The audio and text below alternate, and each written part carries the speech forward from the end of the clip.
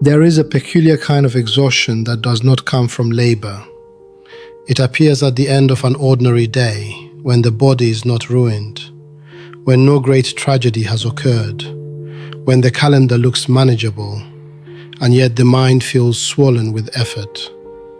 Not physical effort, not even intellectual effort. Something more subtle, something harder to name. A tension that seems to come from having been visible for too long, from having to exist hour after hour inside the awareness of others, from having to manage impressions, interpret reactions, rehearse responses, protect dignity, and quietly edit oneself in real time. Many people call this stress. Some call it overthinking. Some call it burnout. But beneath all these labels, there is often a simpler truth. The mind is tired from carrying the self like a performance. Modern life rarely asks us to be still with who we are. It asks us to present who we are, to refine it, to defend it, to signal it, to compare it. Even in private moments, people often continue the public task. They replay conversations in silence. They imagine what others think. They revise old scenes. They construct future ones. They do not rest. They curate. This is one of the quiet burdens of the age. A person may be alone in a room, yet still feel surrounded. Not by actual people, but by remembered judgments, imagined audiences, social expectations, and the ongoing pressure to remain somebody, not merely to live, but to be seen living correctly.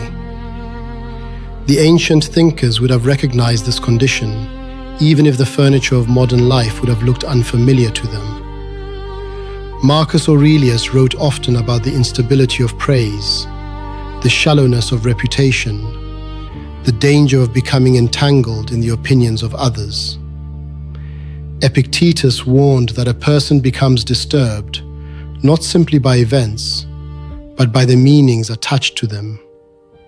And Montaigne, in his quiet essays, returned again and again to the strange human habit of wandering away from direct experience into performance, vanity, and self-concern. What they noticed still remains true. The ego is rarely noisy in an obvious way. It does not always announce itself as arrogance.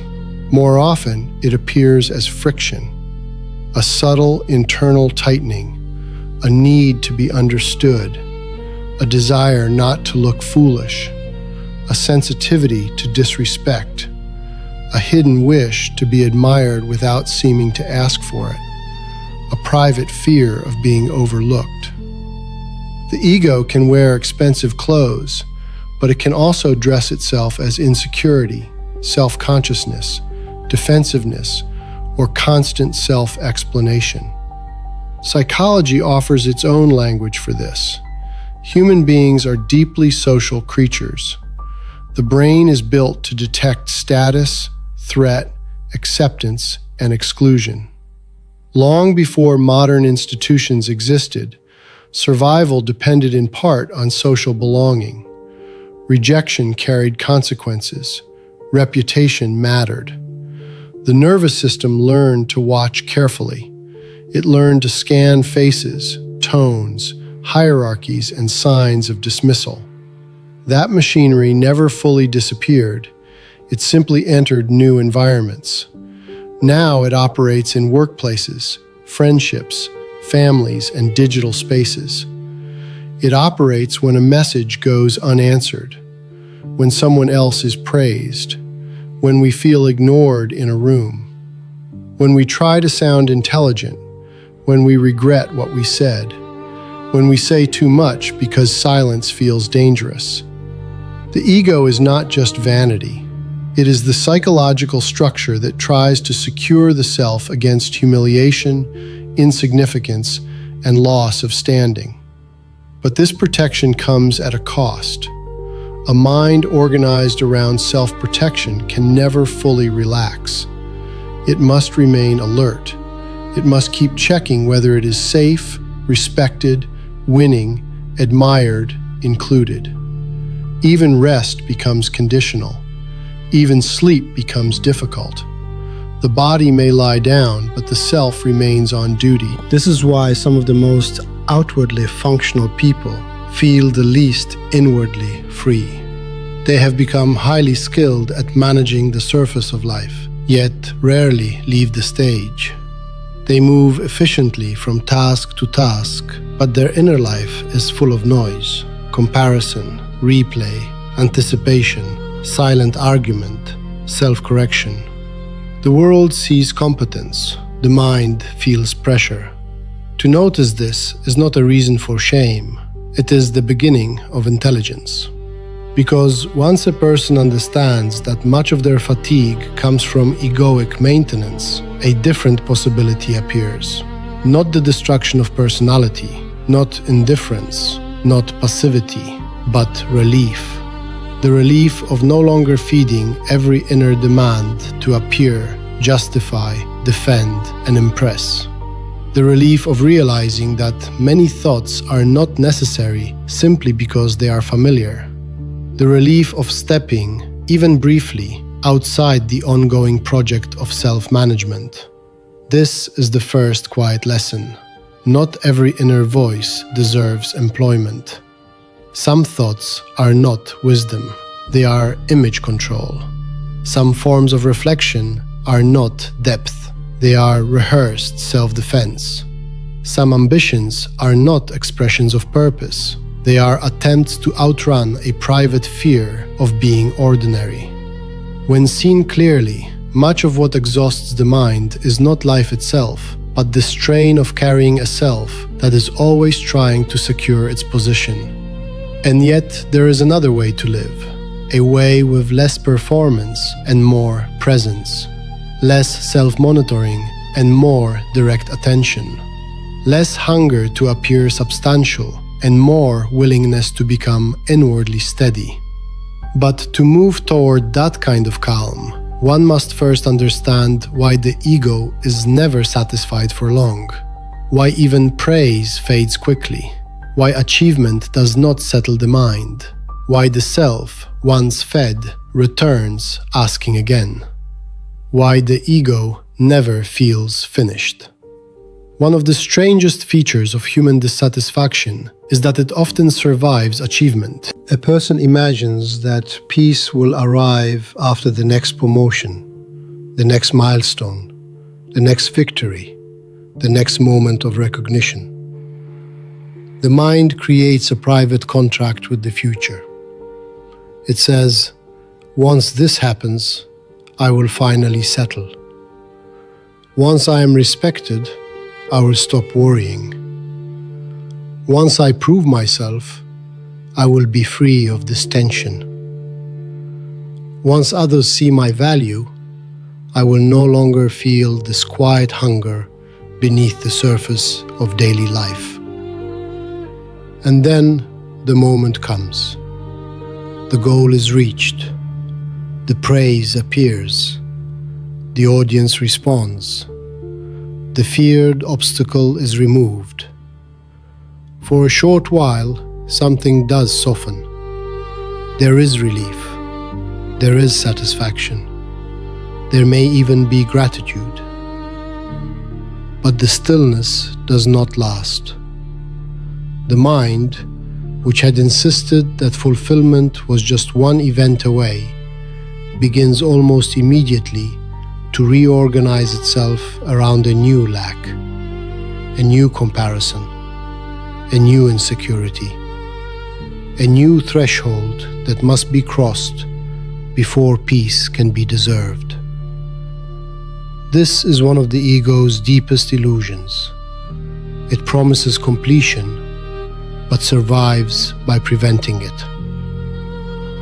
The philosophers understood this long before modern psychology gave it technical language. Seneca observed that ambition often behaves like thirst from salt water. The more it drinks, the less it is satisfied. Schopenhauer, though often severe in tone, saw clearly that human desire tends to swing between wanting and temporary boredom. What is intensely pursued becomes strangely ordinary once obtained. The ego does not merely chase objects, titles, or admiration. It feeds on motion itself. It needs the unfinished condition, because the unfinished condition justifies its constant activity. In this sense, ego is not simply pride. It is a structure of psychological incompleteness. It says, "You are not enough yet, not secure enough, not admired enough, not established enough, not exceptional enough." It keeps the self in a permanent state of becoming, and then quietly attaches worth to the outcome. Life turns into a series of tests that are never fully passed. Even success becomes unstable, because the ego cannot enjoy anything that might be lost, challenged, or surpassed by someone else. Psychologically, this makes sense. Human beings adapt quickly. What once felt significant becomes normal with astonishing speed. This is part of the brain's efficiency. It reduces emotional intensity around what is familiar, so attention can move toward novelty, change, and potential threat. But in the realm of identity, this adaptation becomes a trap. The compliment that once felt healing becomes expected. The status that once felt meaningful becomes baseline. The improvement that once felt transformative becomes invisible because it is now part of daily life. So the ego keeps raising the bar. This is why people who look accomplished from the outside are not always inwardly at rest. They may have achieved everything they once thought would finally silence their unease, yet the unease has simply changed vocabulary. It now speaks through maintenance. It asks, "Can you keep this? Can you top it?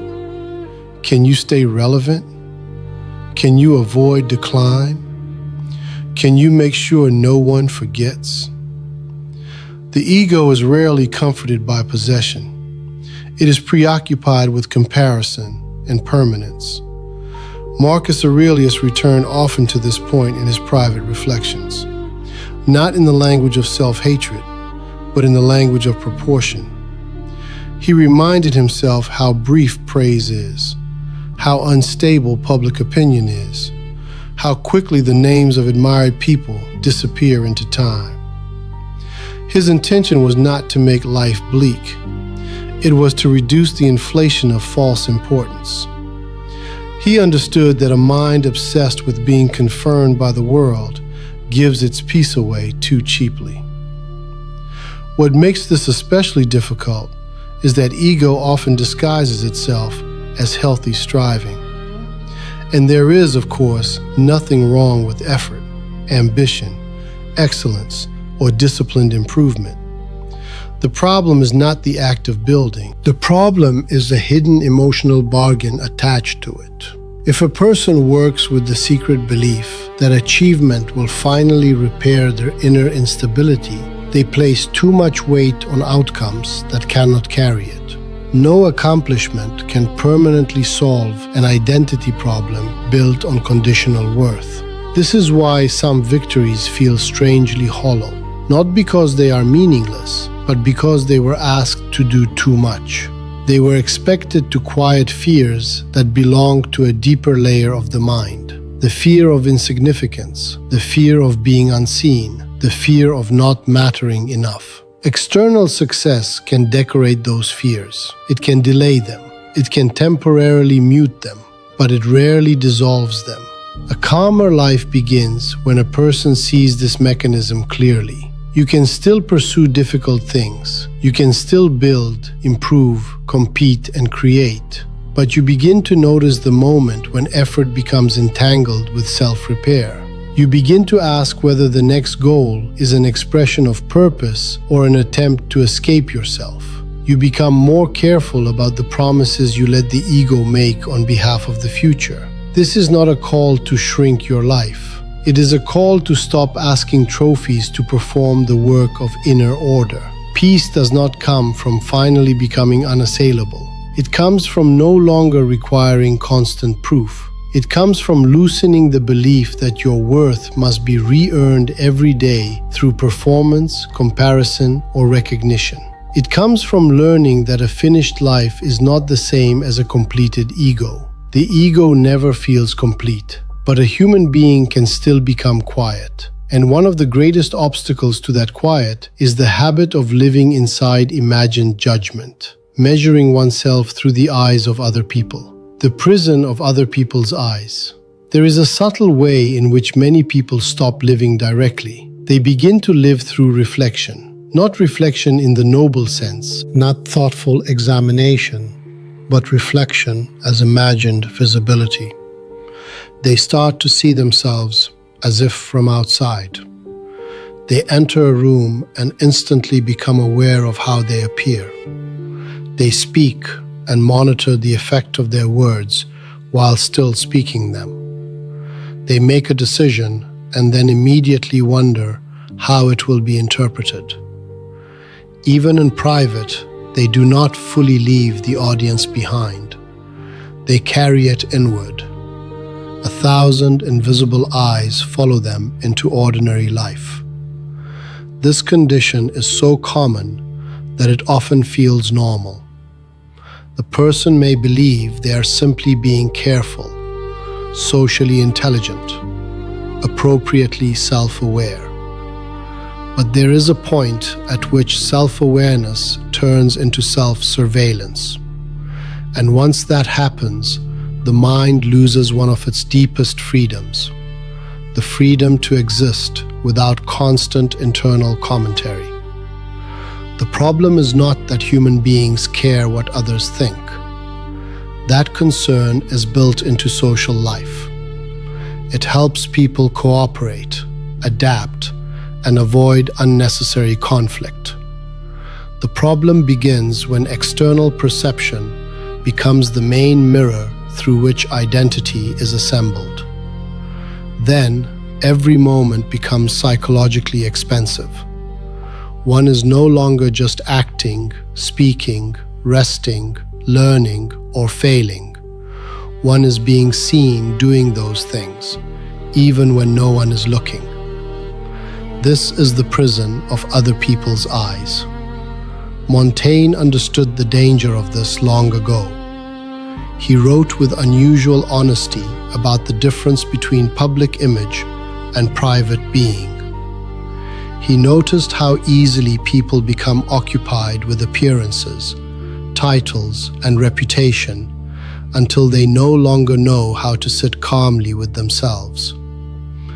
Emerson, in a different language, made a related observation when he warned against conformity and borrowed judgment. He saw that many lives become timid, not because people lack intelligence, but because they are too dependent on outside approval to trust their own direct experience.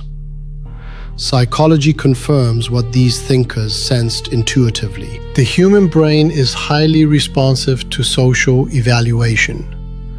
It tracks status cues, facial expressions, tone, and group acceptance with remarkable sensitivity. This is not weakness. It is old machinery.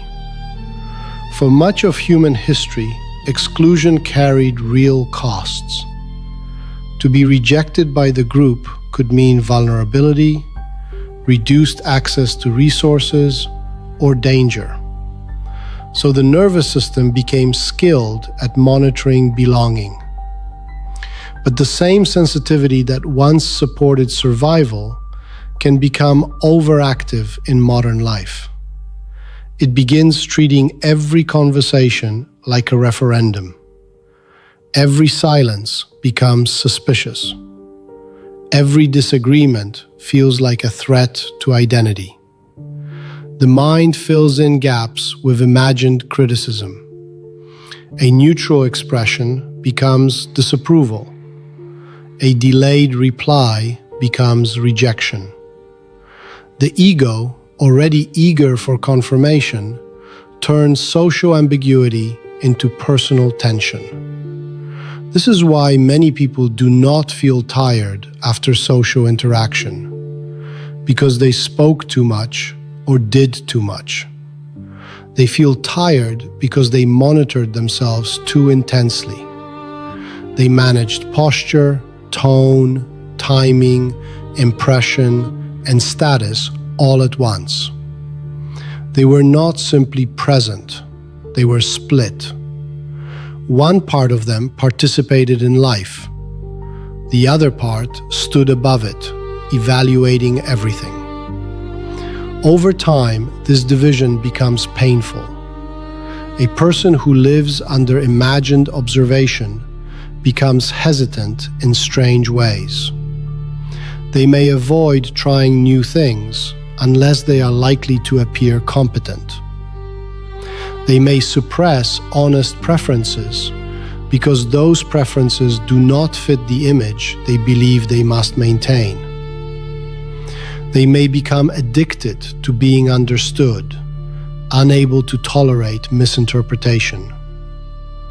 Or they may become chronically defensive because every challenge feels like a public injury rather than a simple disagreement. The ego suffers greatly in this environment because it is always negotiating exposure. It asks, how am I landing? Do they respect me? Did I sound foolish? Was that impressive enough? Did I reveal weakness? Should I explain more? Should I correct the record? Should I defend myself? Should I become quieter so I cannot be judged, or louder so I cannot be ignored? Notice how little peace exists inside these questions.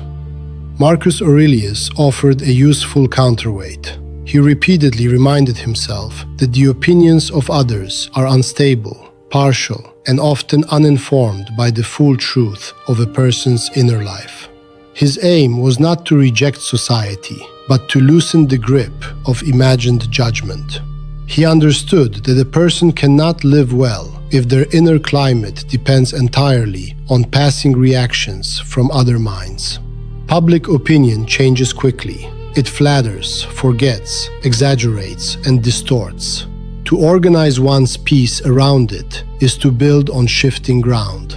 The practical lesson here is not indifference in the crude sense. It is not a refusal to listen, learn, or care. Rather, it is the gradual recovery of inward proportion.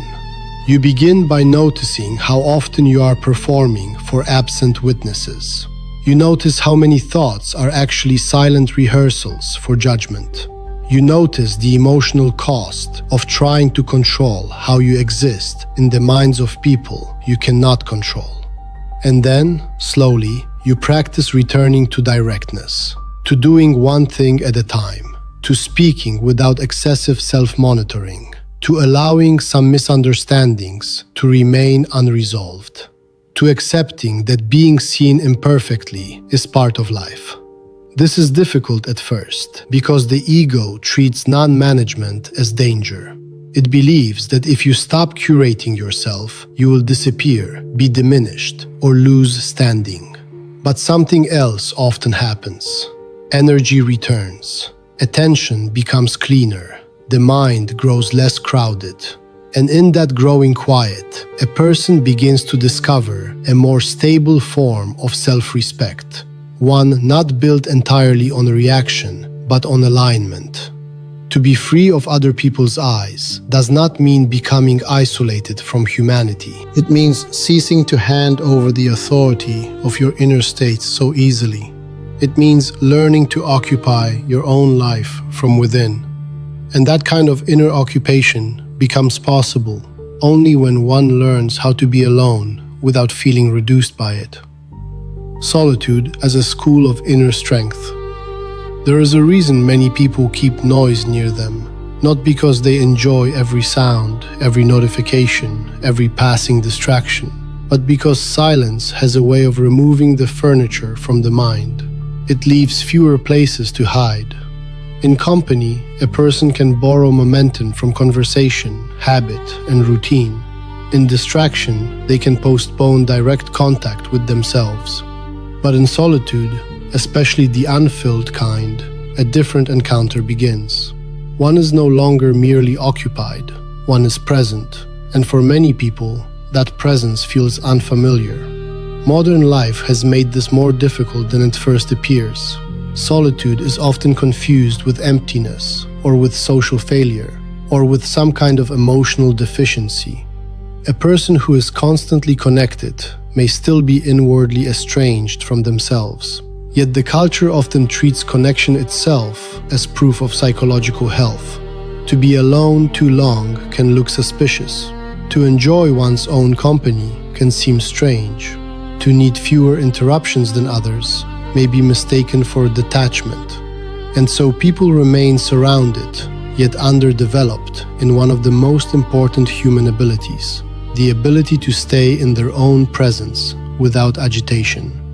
The old writers understood that solitude was not merely the absence of other people, it was a testing ground. Seneca wrote that a person should learn how to be with themselves in a way that improves rather than degrades their character. Montaigne withdrew often into private reflection, not to escape life, but to understand it more honestly.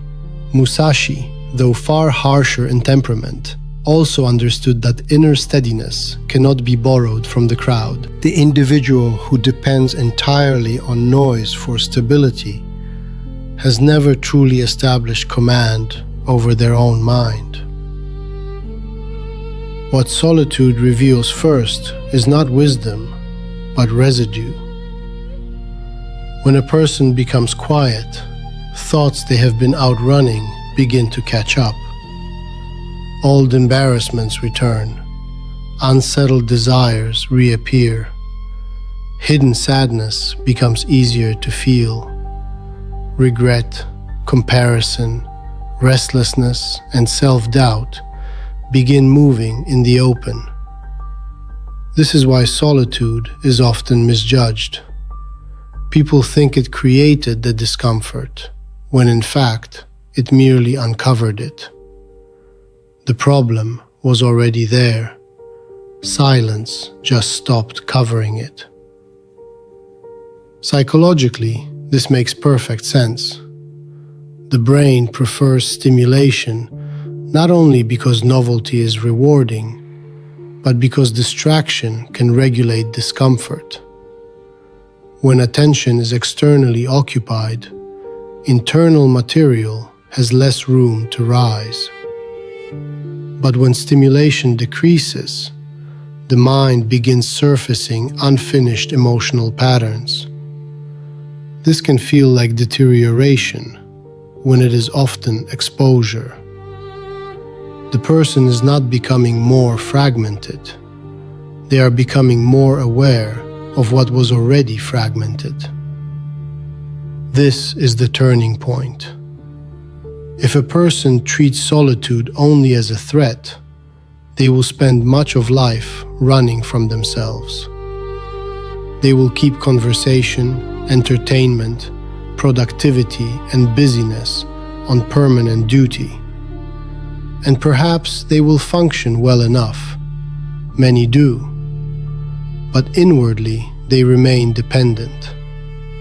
They require constant input because they have never built a stable internal environment. Their peace is rented from distraction. Solitude offers another possibility. It allows a person to notice how much of their identity is maintained socially. When no one is watching, who remains? When there is no audience, what values still guide action? When praise is absent, does discipline continue? When no conversation is available to fill the room, what emotional climate appears? These are not small questions. They reveal whether a person has built a self or merely managed an image. This is why solitude can become a school of inner strength. Not because it is always pleasant, but because it trains a rare kind of honesty. In solitude, exaggeration loses some of its fuel. Performance becomes harder to justify. One begins to see personal habits without as much decoration. The mind becomes observable. Its impulses become clearer. Its cravings, vanities, fears, and evasions stop blending into the movement of social life and start appearing as patterns. And once patterns can be seen, they can be shaped. This is where self-mastery begins, not in dramatic declarations, but in quiet observation. You notice how quickly the mind reaches for stimulation. You notice how often rest turns into checking, scrolling, searching, reacting. You notice how uncomfortable simple stillness can feel. And instead of immediately escaping, you remain long enough to learn that staying is a form of training. It strengthens attention. It deepens self-trust. It teaches the nervous system that not every silence is a threat. Over time, solitude becomes less like deprivation and more like recovery. A person who has learned how to be alone often becomes calmer in company as well. They are less desperate to impress, less vulnerable to neglect, less frightened by temporary misunderstanding. They do not need every room to confirm them. They do not demand constant emotional noise to feel real. Their center of gravity has moved inward. This does not mean they reject relationships or withdraw from responsibility. It means they carry less psychological dependence into those relationships and responsibilities. They can listen more carefully because they are not constantly trying to manage themselves. They can speak more honestly because they are less afraid of silence. They can rest more deeply because they are not always fleeing internal contact. The practical insight is simple, though not easy. Spend some time each day unaccompanied by distraction. Not as punishment, not as a ritual of self-improvement performed for vanity, but as a return. Sit without needing to produce anything. Walk without filling every space with input.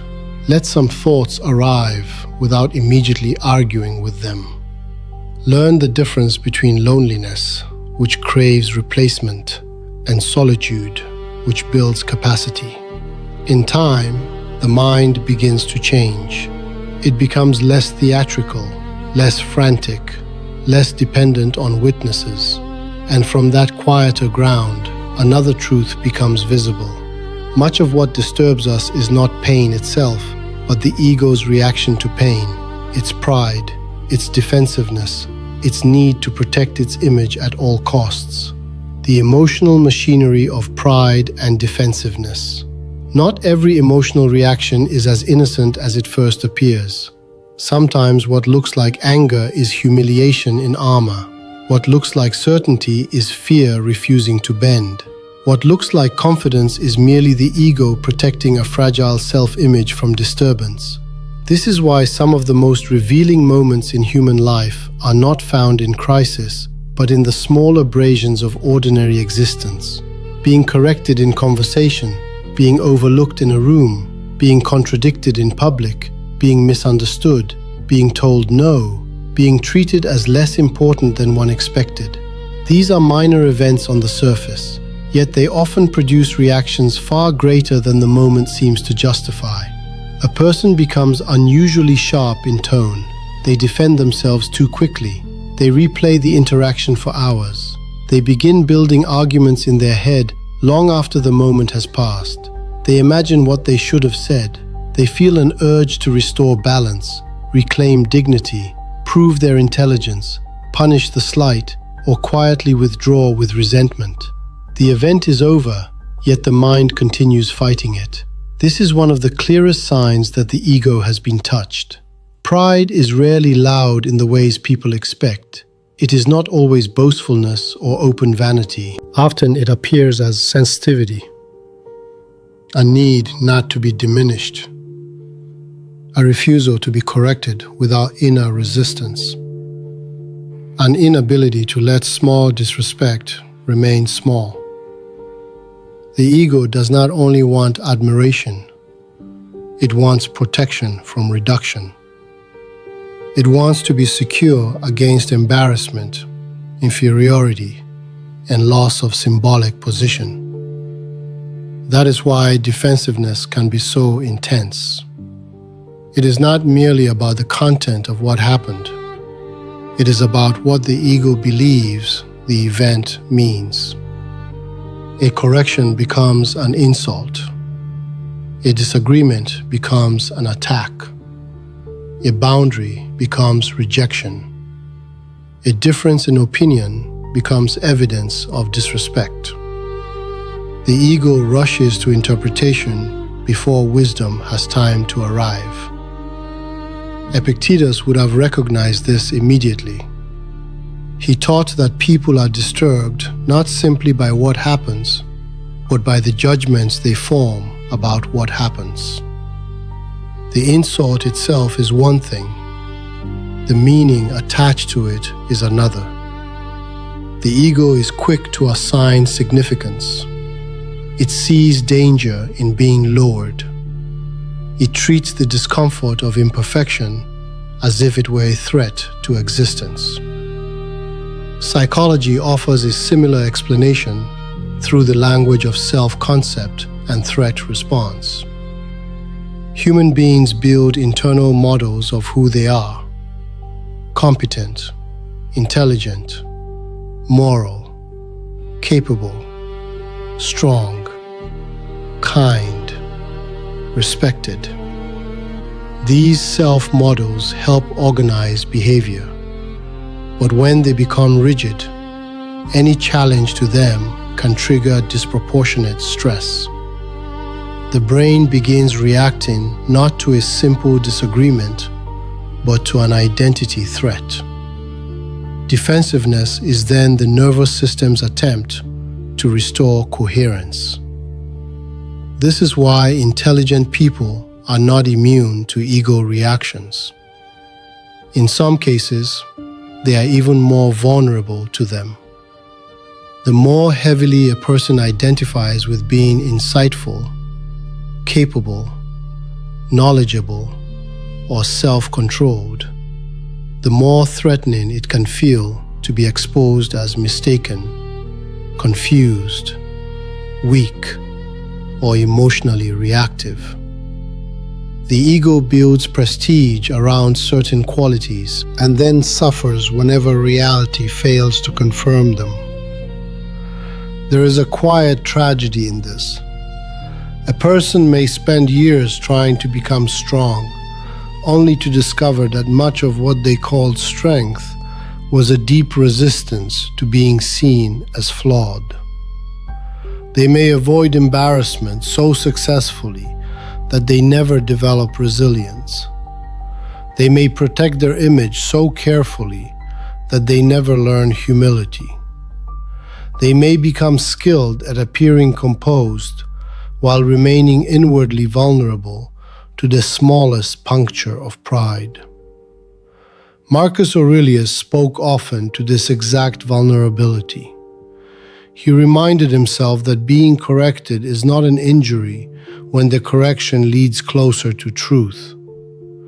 To be shown a better way of seeing is not humiliation unless vanity interprets it that way. This is a profound shift. It means the real enemy is not the moment of discomfort. It is the ego's insistence that dignity depends on always appearing above correction. Once this is understood, emotional life becomes easier to read. You begin to ask different questions when upset. Not merely who was wrong, but what in me feels threatened. Not merely why did that bother me, but what image of myself was I trying to protect? Often the answer is revealing. Perhaps you wanted to be seen as competent. Perhaps you wanted to feel superior.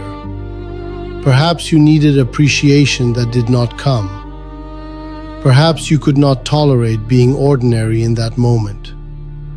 Beneath irritation, there is often wounded importance. This realization should not produce self-contempt. It should produce clarity. Because when pride is seen clearly, it becomes less powerful. Emotional reactions slow down.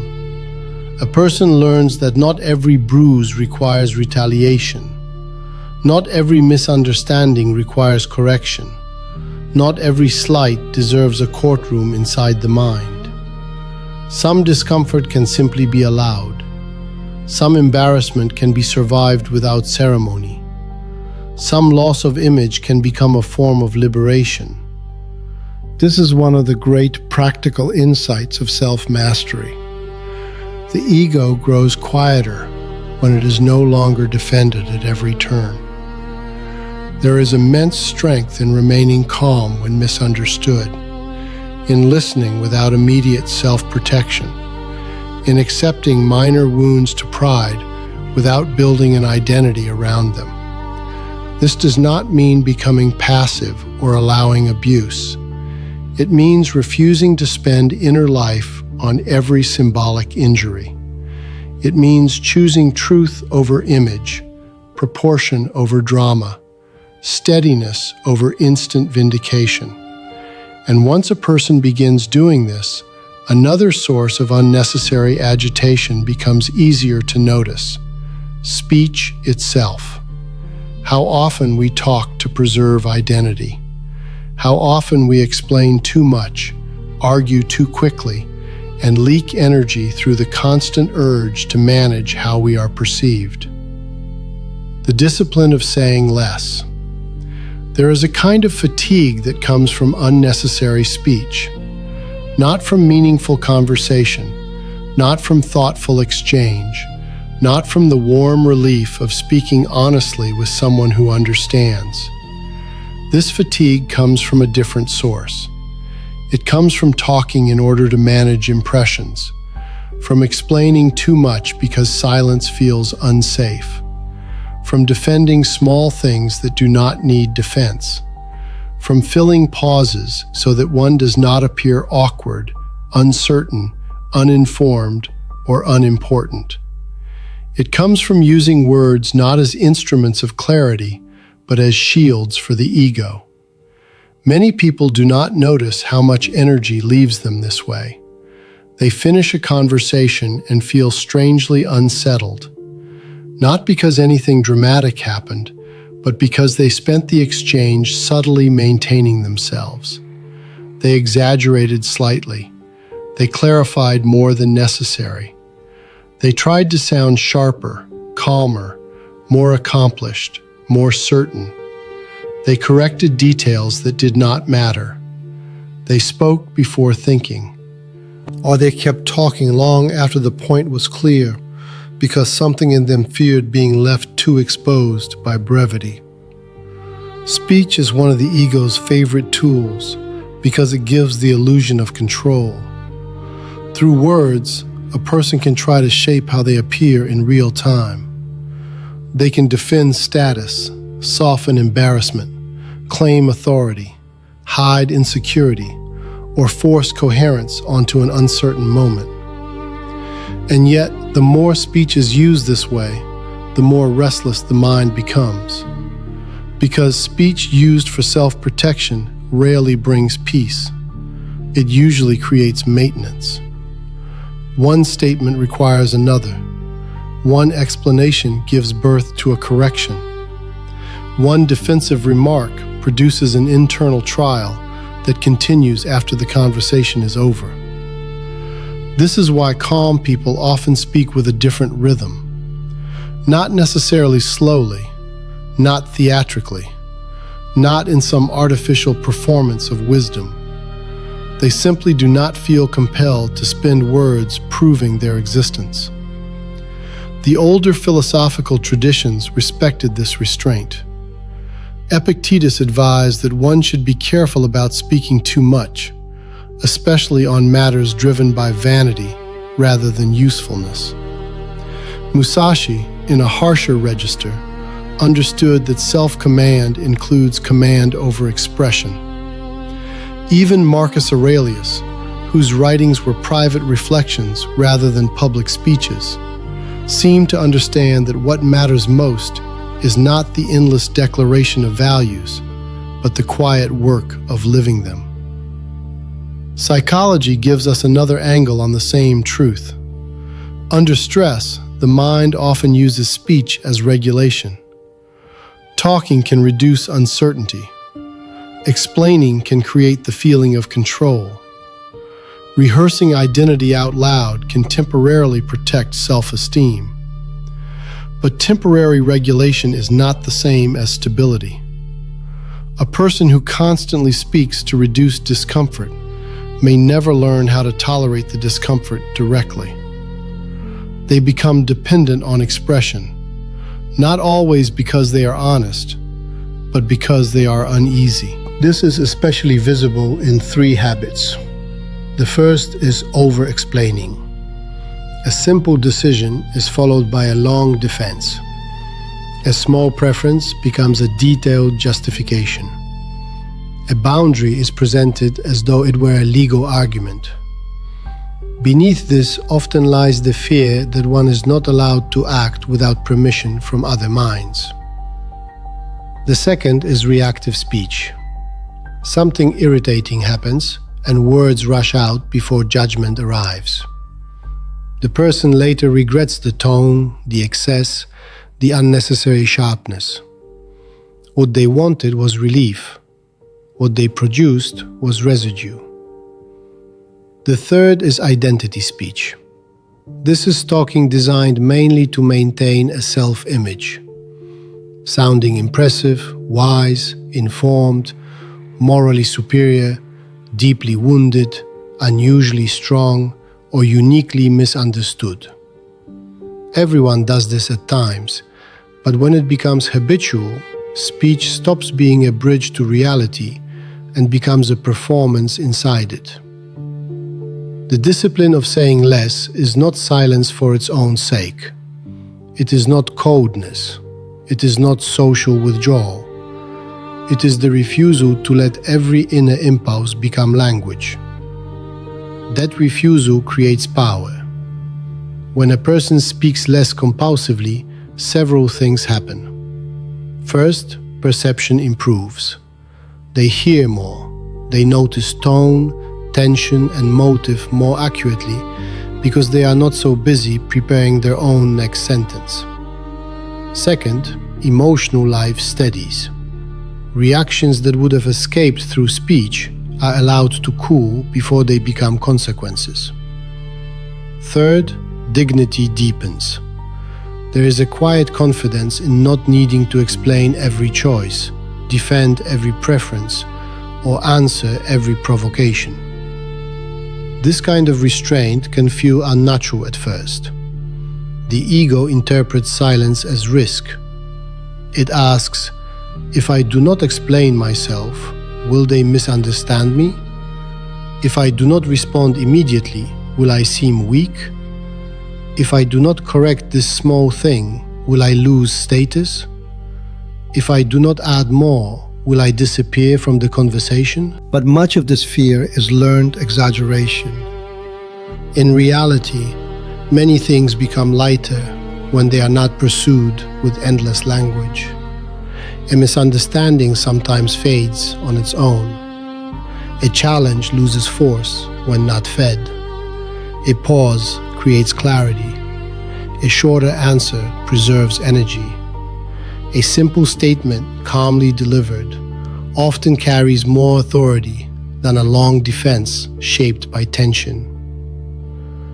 There is also a private form of saying less, reducing the internal speeches that dominate the mind, the silent argument after the conversation, the imaginary explanation never requested, the rehearsal of better lines, the fantasy of setting the record straight. This inward verbosity exhausts a person just as much as outward speech. The same principle applies. Not every thought deserves to be developed into a monologue. Not every irritation deserves narrative. Some things become smaller when left unfed. A practical discipline emerges from this. Before speaking, ask whether the words serve truth, usefulness, kindness, or necessity. If they serve only the ego's hunger to manage appearance, they often cost more than they give. Over time, this question changes the inner atmosphere. Speech becomes cleaner. Attention becomes calmer. The mind stops leaking itself into every moment. And when speech becomes quieter, another disturbance becomes easier to detect: comparison. Because much of what makes people talk too much is the pressure to position themselves above, below, behind, ahead. Status begins to shape language, posture, and thought in ways so familiar that they often go unnoticed. Status, comparison, and the unquiet mind. Comparison rarely announces itself with honesty. It does not always say, "I want to be above them." It often speaks in more respectable language. It says, "I am just trying to improve." It says, "I only want to know where I stand." It says, "It is natural to measure progress." And sometimes that is true. But beneath much of human restlessness, there is a deeper habit at work. The mind keeps scanning for position, higher or lower, ahead or behind, admired or ignored, safe or slipping. This habit is so common that many people mistake it for reality itself. They do not simply live their days, they locate themselves within invisible hierarchies. Every room becomes a structure of rank. Every achievement becomes relative. Every success is checked against someone else's success. Even private joy is interrupted by the old reflex: yes, but compared to whom? This is one of the quiet reasons the mind remains unsteady. Comparison prevents experience from arriving whole. Whatever is happening must first pass through the ego's measuring system. A person may have done good work, built a meaningful routine, improved their character, strengthened their discipline, and still feel vaguely dissatisfied because someone else appears more advanced, more admired, more visible, more effortless. The mind then loses contact with substance and becomes preoccupied with placement. The philosophers saw the danger of this long before modern life made comparison constant and ambient. Marcus Aurelius repeatedly reminded himself that fame, admiration, and superiority are unstable currencies. They rely too heavily on public opinion, circumstance, and vanity. Epictetus, in his more direct way, taught that peace depends on learning to care about what belongs to one's own character, rather than what belongs to external ranking. The insight is simple, but difficult to practice. The more a person ties worth to relative position, the less secure they become, because relative position can never be permanently stabilized. Someone will always appear ahead in some domain, more admired, more articulate, more disciplined, more attractive, more accomplished, more certain, more respected. If peace requires winning every comparison, peace becomes mathematically impossible. The ego does not merely want enough, it wants reassurance through superiority. And superiority is a fragile place to rest, because it must constantly be defended. Psychologically, comparison is not random. Human beings are deeply sensitive to hierarchy. The brain tracks social standing because standing has long been connected to safety, influence, access, and belonging. This sensitivity once served practical functions, but in modern life, it easily expands beyond necessity and enters every corner of identity. A person no longer compares only in obvious status arenas, like wealth, career, or reputation. They compare emotional intelligence, suffering, wisdom, discipline, authenticity, even simplicity. The ego can turn almost anything into a ladder. This creates a peculiar distortion. Even virtues become contaminated by competition. One person wants to seem more humble. Another wants to appear less attached. Another wants to be seen as deeper, calmer, more independent, more healed. What might have been genuine development becomes symbolic positioning. The self is no longer growing, it is displaying growth. This is exhausting because comparison multiplies needs that did not originally exist. A person may have been content with their pace until they saw another person's pace. They may have respected their own path until someone else's path gained more applause.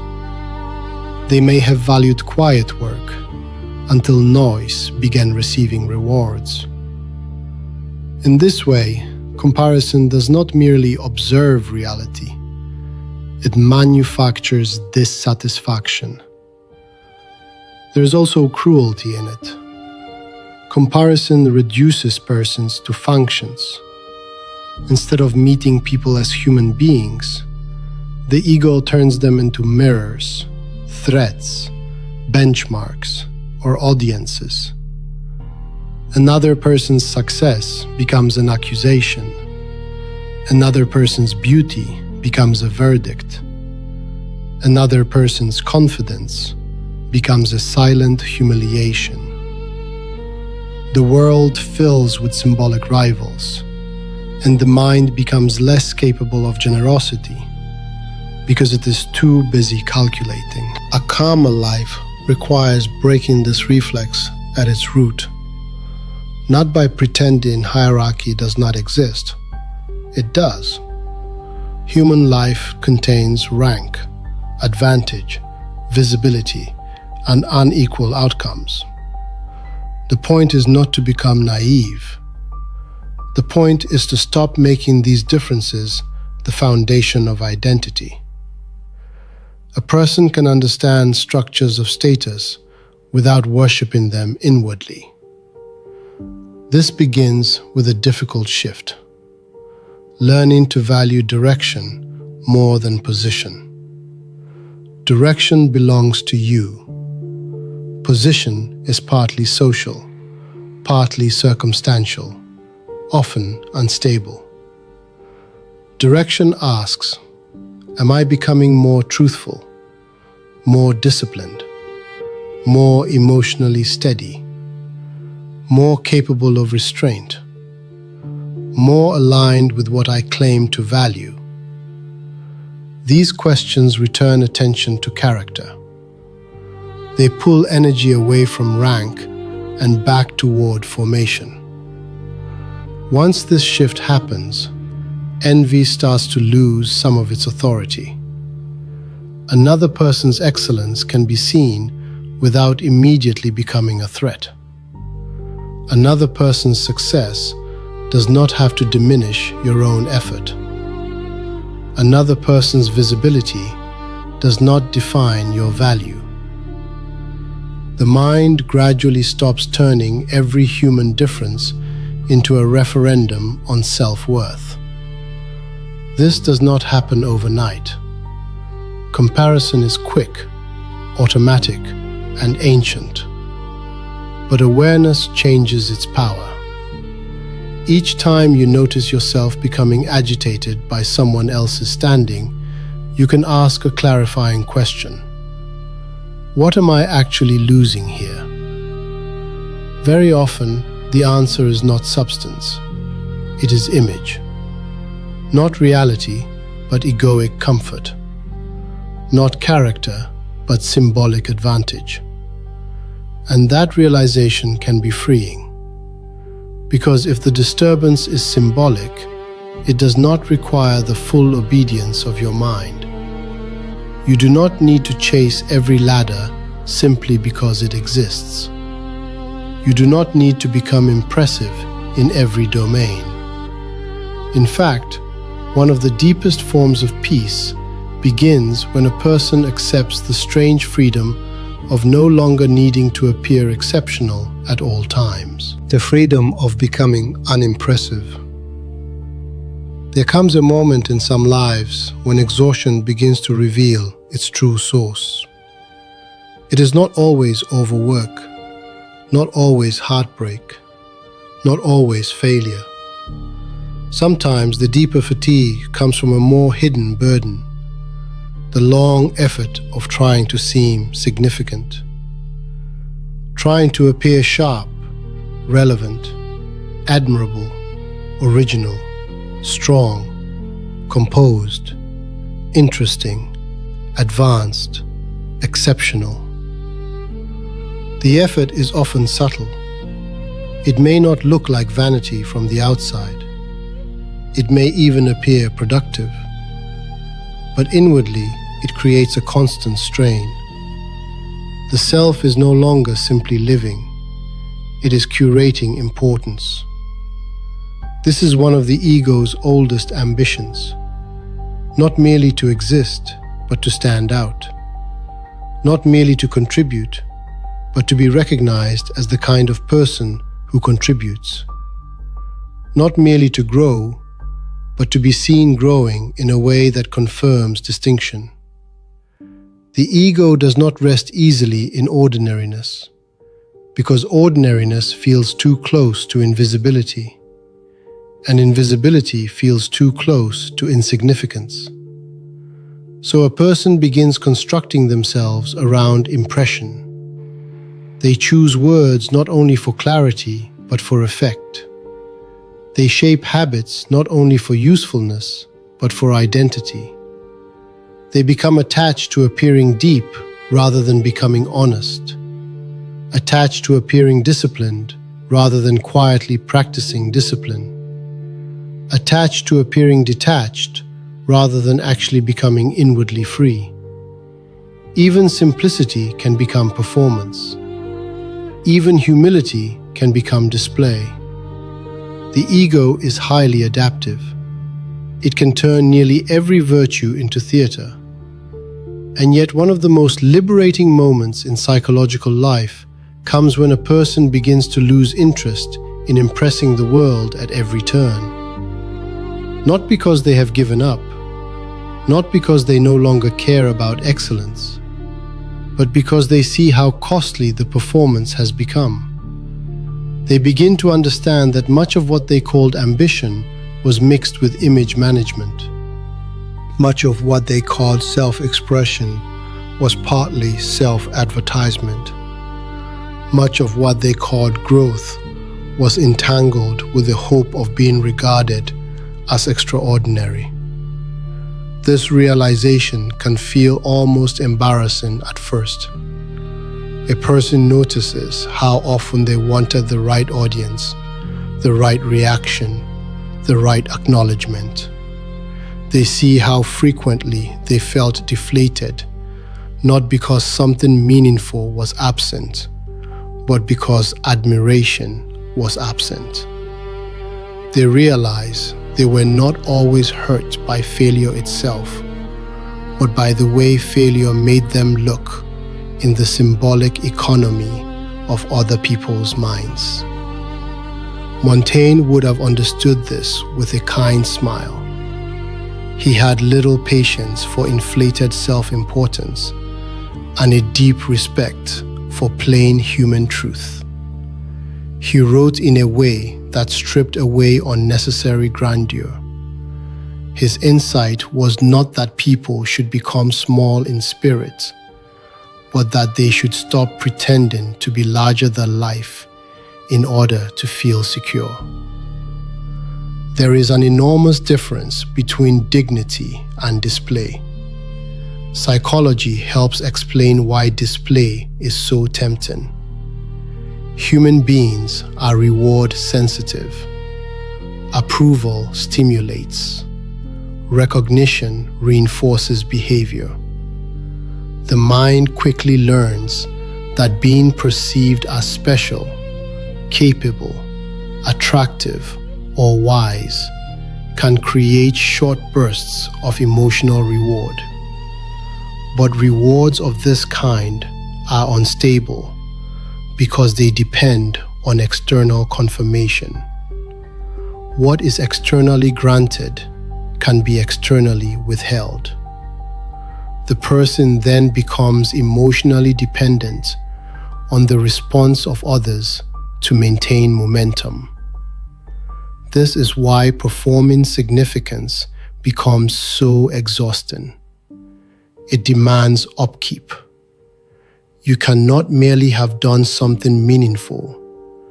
You must remain visible. You cannot merely be competent. You must continue signaling competence. You cannot merely possess depth. You must somehow make depth legible. The self becomes an ongoing campaign, and campaigns are rarely restful. The freedom of becoming unimpressive begins when a person stops asking every action to carry identity. They do good work without needing each piece of work to prove their value. They learn without trying to look advanced in the process. They become more comfortable being a beginner, more comfortable not having the perfect line, more comfortable letting another person shine without converting it into a private loss. They discover that peace increases when symbolic importance decreases. This does not mean becoming mediocre on purpose. It means becoming less addicted to symbolic inflation. A person can still pursue excellence, create meaningful things, speak carefully, dress well, live with standards, and cultivate skill. But the emotional center shifts. The aim is no longer to manufacture an aura. The aim becomes substance itself. Quiet competence, quiet sincerity, quiet depth. These things have a different texture. They do not demand applause in order to exist. There is a special kind of rest that appears here. When you no longer need to look impressive, many situations become simpler. You can listen without planning how to sound intelligent. You can ask questions without protecting status. You can do ordinary tasks without feeling diminished by them. You can let conversations pass without leaving your mark on every one of them. You can enter rooms without silently negotiating for importance. This is not self-erasure. It is relief. The ego fears this stage because it interprets unimpressiveness as social death. It thinks that if you stop signaling distinction, you will disappear into irrelevance. But often the opposite happens. A person becomes more grounded, more believable, more internally stable. Their attention returns to reality. Their effort becomes cleaner. Their relationships become less strategic. Their inner life becomes less crowded by self-reference. In many cases, they also become stronger. Because real strength is built more reliably in obscurity than in display. The person who can continue with discipline when no image is being fed has crossed an important threshold. Their actions are no longer chained to admiration. Their consistency no longer depends on being witnessed. They have begun to separate value from spectacle. And once that separation is made, the path toward deeper discipline opens naturally. Because after a person stops performing significance, they can finally begin doing hard things for reasons that do not depend on applause. Hard things quietly done. There is a version of discipline that is designed to be seen. It has a certain tone. It speaks often about intensity. It likes visible struggle, dramatic declarations, public vows, and the symbolic theater of effort. It wants others to know that it is enduring, sacrificing, becoming formidable. It measures seriousness partly by how legible that seriousness appears from the outside. This version of discipline is not always false. Sometimes genuine effort lives inside it, but it carries a hidden danger. It can make the image of strength more important than strength itself. Real discipline is usually less visible. It is built in rooms where no one is watching, in mornings without applause, in repeated acts so ordinary that the ego finds them almost insulting. Waking up when comfort argues, returning to work when novelty has disappeared, remaining calm when irritation would feel more satisfying, keeping a promise to oneself that earns no immediate admiration, doing the necessary thing again and then again, long after the emotional reward has faded. This is the discipline that changes a person, not because it is dramatic, but because it is formative. The mind is shaped more by repetition than by intensity. A single burst of effort may feel powerful, but identity is rarely rebuilt in bursts. It is rebuilt through pattern, through what is done often enough that it becomes part of character.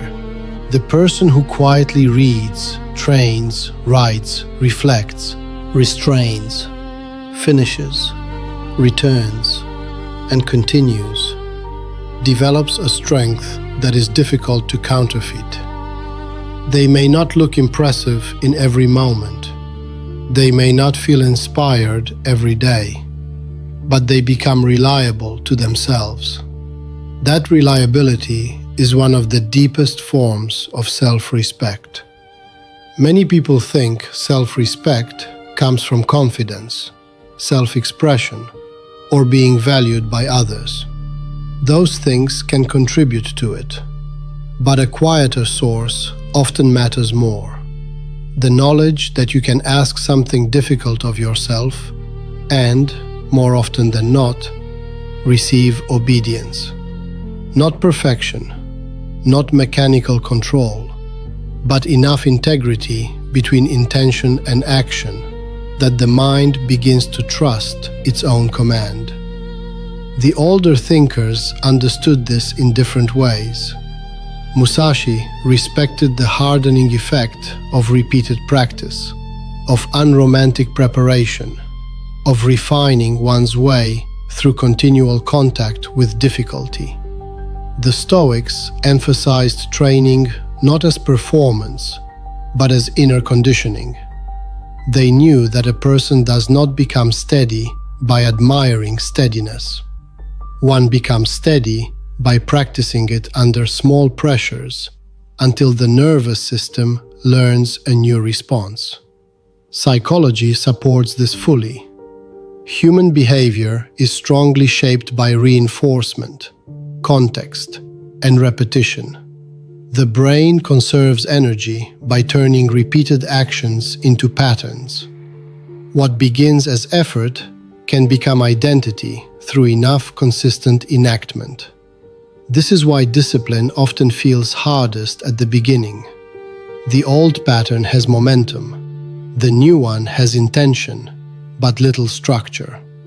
The person imagines they lack character, when often they simply lack repetition. That misunderstanding causes many people to quit too early. They expect transformation to feel dramatic. They think real change should announce itself as certainty, motivation, or immediate emotional conviction. But deep change often feels quiet and unimpressive while it is taking root. A person may be becoming far stronger than before, while feeling only the dull friction of daily practice. They mistake the absence of excitement for the absence of progress. The ego makes this worse, because it is impatient with invisible growth. It wants signs, it wants proof, it wants to feel advanced. But the most important disciplines rarely flatter the ego while they are being built.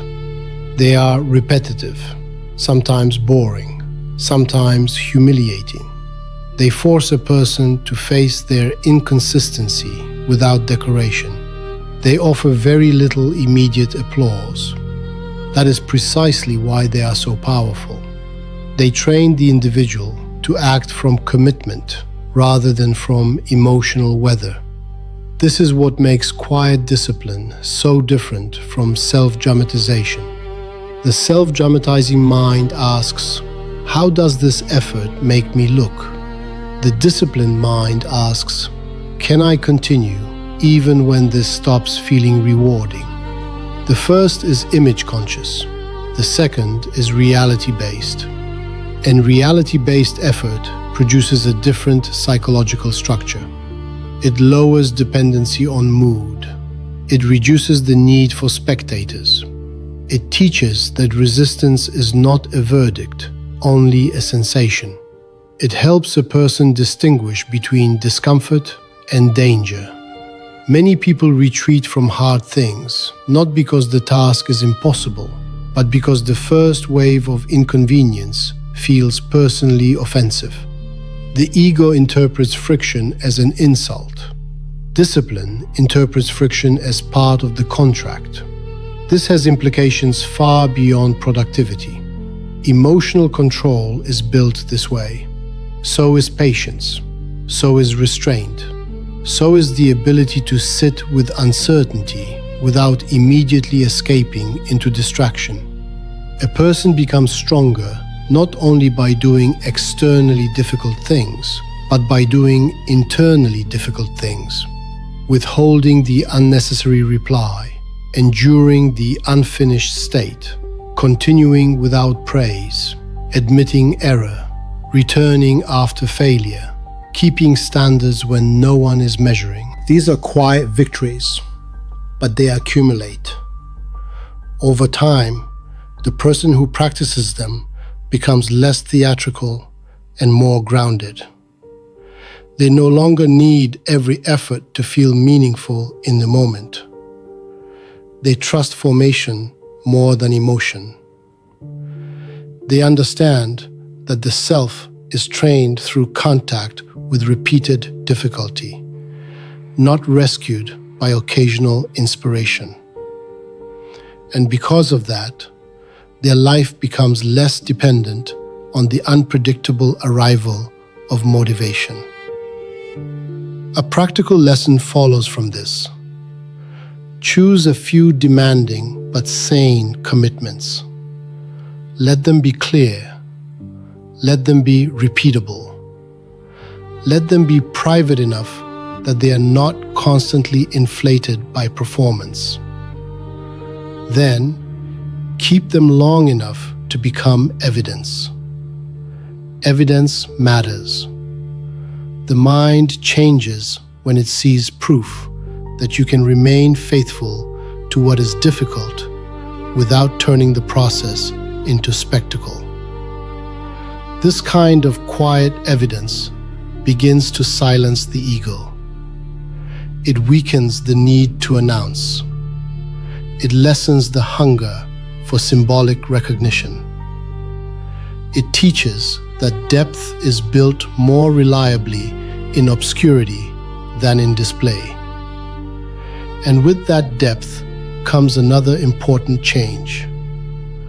A person starts resisting reality less. They stop expecting the world to remove every inconvenience before they can be at peace. They stop taking discomfort as a personal injustice. They begin, slowly, to live with what is true rather than arguing with it at every turn. The mind that stops arguing with reality. A great deal of human suffering does not come from pain itself. It comes from protest. Not always outward protest. Often the protest is silent, internal, constant. A person meets delay, discomfort, limitation, uncertainty, aging, rejection, disappointment, fatigue, imperfection, and immediately something in the mind rises to object. This should not be happening. This is unfair. This is beneath me. This is not how things were supposed to go. This interruption has ruined the day. This weakness should already be gone. This person should be different. I should be different. Reality presents one fact. The ego adds a second burden: resistance. This resistance feels justified in the moment because it presents itself as intelligence, standards, or self-respect. But often it is simply refusal. Refusal to accept that life includes friction. Refusal to accept that not everything bends to preference. Refusal to accept that effort can be real and outcomes still uncertain. Refusal to accept that one can do much correctly and still experience loss, misunderstanding, or delay. The mind then becomes divided against what is already true, and this division is exhausting. Most people know the feeling. A small inconvenience arrives and somehow grows larger in the mind than the event itself. Traffic becomes insult. Waiting becomes injury. A mistake becomes identity. A season of difficulty becomes a personal betrayal by life. The original discomfort may have been manageable, but the argument around it multiplies the suffering. The body experiences one layer. The mind creates three more. This is why some people are worn down less by events than by interpretation. Epictetus saw this with remarkable clarity. He insisted that people are troubled not only by what happens, but by their judgments about what happens. He did not mean that pain is imaginary or that hardship is easy. He meant that human beings often add unnecessary torment by demanding that reality be something other than it is. Marcus Aurelius practiced a similar discipline. Again and again, he returned to the task of seeing things plainly, without theatrical exaggeration. Not because he lacked feeling, but because he understood how quickly ego turns difficulty into drama. Psychology describes this in modern terms through cognitive appraisal. The nervous system does not respond only to events. It responds to what those events are believed to mean. If a setback is interpreted as final humiliation, the mind reacts differently than if it is interpreted as ordinary friction. If uncertainty is interpreted as catastrophe, anxiety grows. If imperfection is interpreted as personal failure, shame expands. Reality matters, but interpretation often determines the emotional temperature. The ego is especially poor at tolerating what it cannot command. It wants life to confirm its plans, protect its image, and move at a pace that flatters its expectations. It wants effort to guarantee reward. It wants virtue to be noticed. It wants pain to explain itself quickly. It wants time to honor desire. When these demands are not met, it does not merely feel disappointed, it feels contradicted. That contradiction is difficult for the ego because it exposes a truth it dislikes. Control is partial. You may guide your conduct, but not all outcomes. You may act well, but not guarantee recognition. You may love wisely, but not control another person's response. You may take care of the body, yet still age. You may prepare diligently, yet still encounter interruption. None of this is tragic in itself. It is simply the structure of existence. But the ego resents limits because limits remind it that it is not sovereign. And so many people spend their lives in low-grade warfare with reality. They argue with the weather of life. They resent human imperfection. They rage against delay. They negotiate with time as though time can be persuaded. They treat discomfort as an insult instead of a condition that can be carried with dignity. They do not merely suffer the hard thing, they become offended that the hard thing exists. This offense is costly. It reduces resilience because it makes every challenge feel personal. It narrows perception because the mind becomes obsessed with what should have happened instead of responding to what is happening. It destroys rest because even quiet moments become contaminated by the need to revise events that have already occurred. A person lies awake not only with pain, but with opposition to pain. Not only with uncertainty, but with anger that uncertainty was permitted to enter their life at all. A calmer life begins with a harder honesty. Much of reality will not negotiate. A season ends when it ends. A person changes when they change, or they do not. The past remains fixed. The body has limits. Time moves in one direction. Other minds remain partially inaccessible. Outcomes stay uncertain. To resist these truths is understandable, but it is not peaceful. Peace grows when a person learns the difference between useful effort and useless argument. Useful effort asks, what can be done now? Useless argument asks, why was this allowed to happen to me? Useful effort builds response. Useless argument feeds injury. This does not mean passive surrender. It does not mean approving of injustice, refusing improvement, or collapsing into fatalism. Acceptance is not endorsement. It is accurate contact. It is the ability to say, this is what is here, without immediately adding exaggeration, self-pity, or symbolic outrage. From that clearer contact, action becomes cleaner. A person can solve what is solvable and carry what is not. This is one of the most powerful forms of inner maturity. The person who stops arguing with reality becomes less fragile. Delays no longer destroy the whole day. Imperfection no longer becomes proof of worthlessness. Difficulty no longer requires a dramatic story. They conserve energy because they spend less of it fighting facts. Their mind becomes simpler, not because life has become easy, but because they have stopped multiplying unnecessary resistance. And once a person sees how much suffering comes from inflated importance and wounded expectation, another transformation begins. Petty concerns start to lose their grip. Daily irritations become smaller against a wider horizon.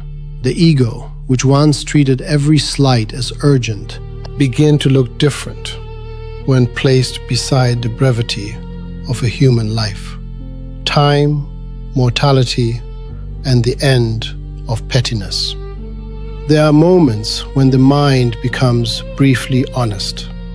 A person stands in an empty hallway after a long day, or looks at an old photograph and feels, with sudden clarity, the distance between who they were and who they have become.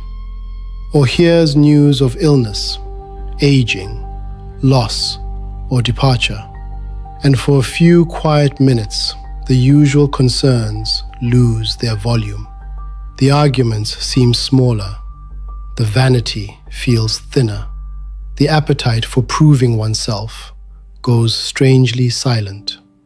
Life is seen not as an endless field of opportunities for self-display, but as something narrower, more fragile, more finite than the ego likes to admit. Then, often, the feeling fades. The inbox returns. The comparisons return. The petty irritations come back dressed as urgent reality. The self resumes its performance. Yet those brief moments of proportion matter because they reveal something true. Many of the things that agitate the mind gain their power only inside forgetfulness. Forgetfulness of time, forgetfulness of limits, forgetfulness of how short a human life actually is. The ego thrives in psychological nearsightedness. It wants the current insult to feel permanent, the present embarrassment to feel world-defining, the temporary delay to feel intolerable. It inflates what is immediate because immediacy gives it material to defend, dramatize, and control. But when time enters the frame, the emotional scale changes. What seems enormous in the hour may look almost invisible in the year. What feels humiliating today may become irrelevant in memory. What appears socially catastrophic may never matter beyond a small circle of passing minds.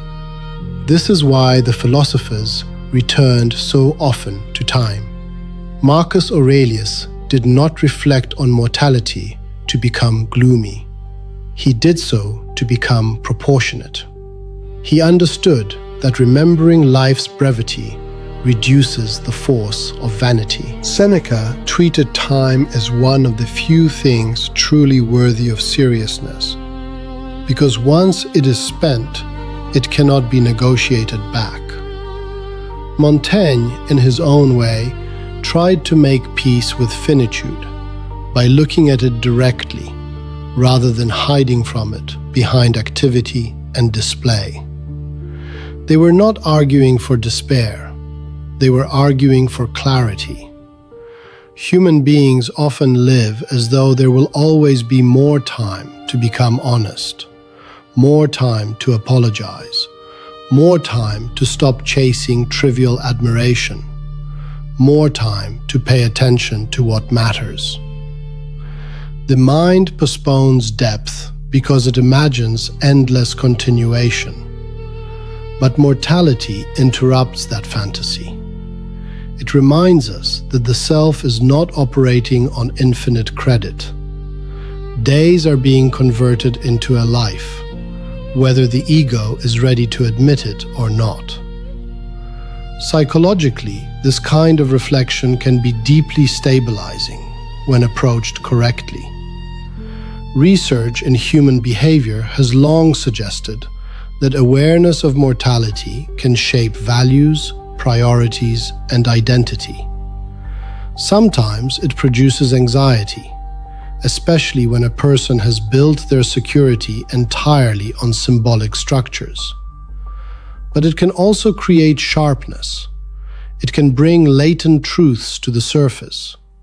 It can expose how much emotional energy has been spent on matters that would not survive honest contact with time. Think of how many internal battles would immediately shrink if held beside the fact of finitude. The need to have the final word in every disagreement. The private humiliation of being overlooked for an hour. The hunger to appear superior in a room full of temporary minds. The endless rehearsing of one awkward moment. The obsession with symbolic rank among people equally passing through time. None of this means that feelings are fake. They are real, but their scale is often distorted. Mortality restores scale. It asks different questions. Not, how can I protect my image here, but, will this matter to the kind of life I am building? Not, how do I look in this moment, but, what kind of person am I becoming through my responses? Not, how can I avoid every bruise to pride, but, how much of my limited life do I want to spend defending small vanities? These questions are sobering, but also relieving, because many people are not merely tired from work or responsibility. They are tired from misallocated seriousness. They have treated too many symbolic concerns as if they were worthy of a life's deepest energy. They have spent long stretches of consciousness protecting opinions, appearances, and roles that time will eventually erase. And beneath that effort, there's often a quiet sadness, the sense that something precious is being spent on things too small to deserve it. To remember time is to become more selective with attention.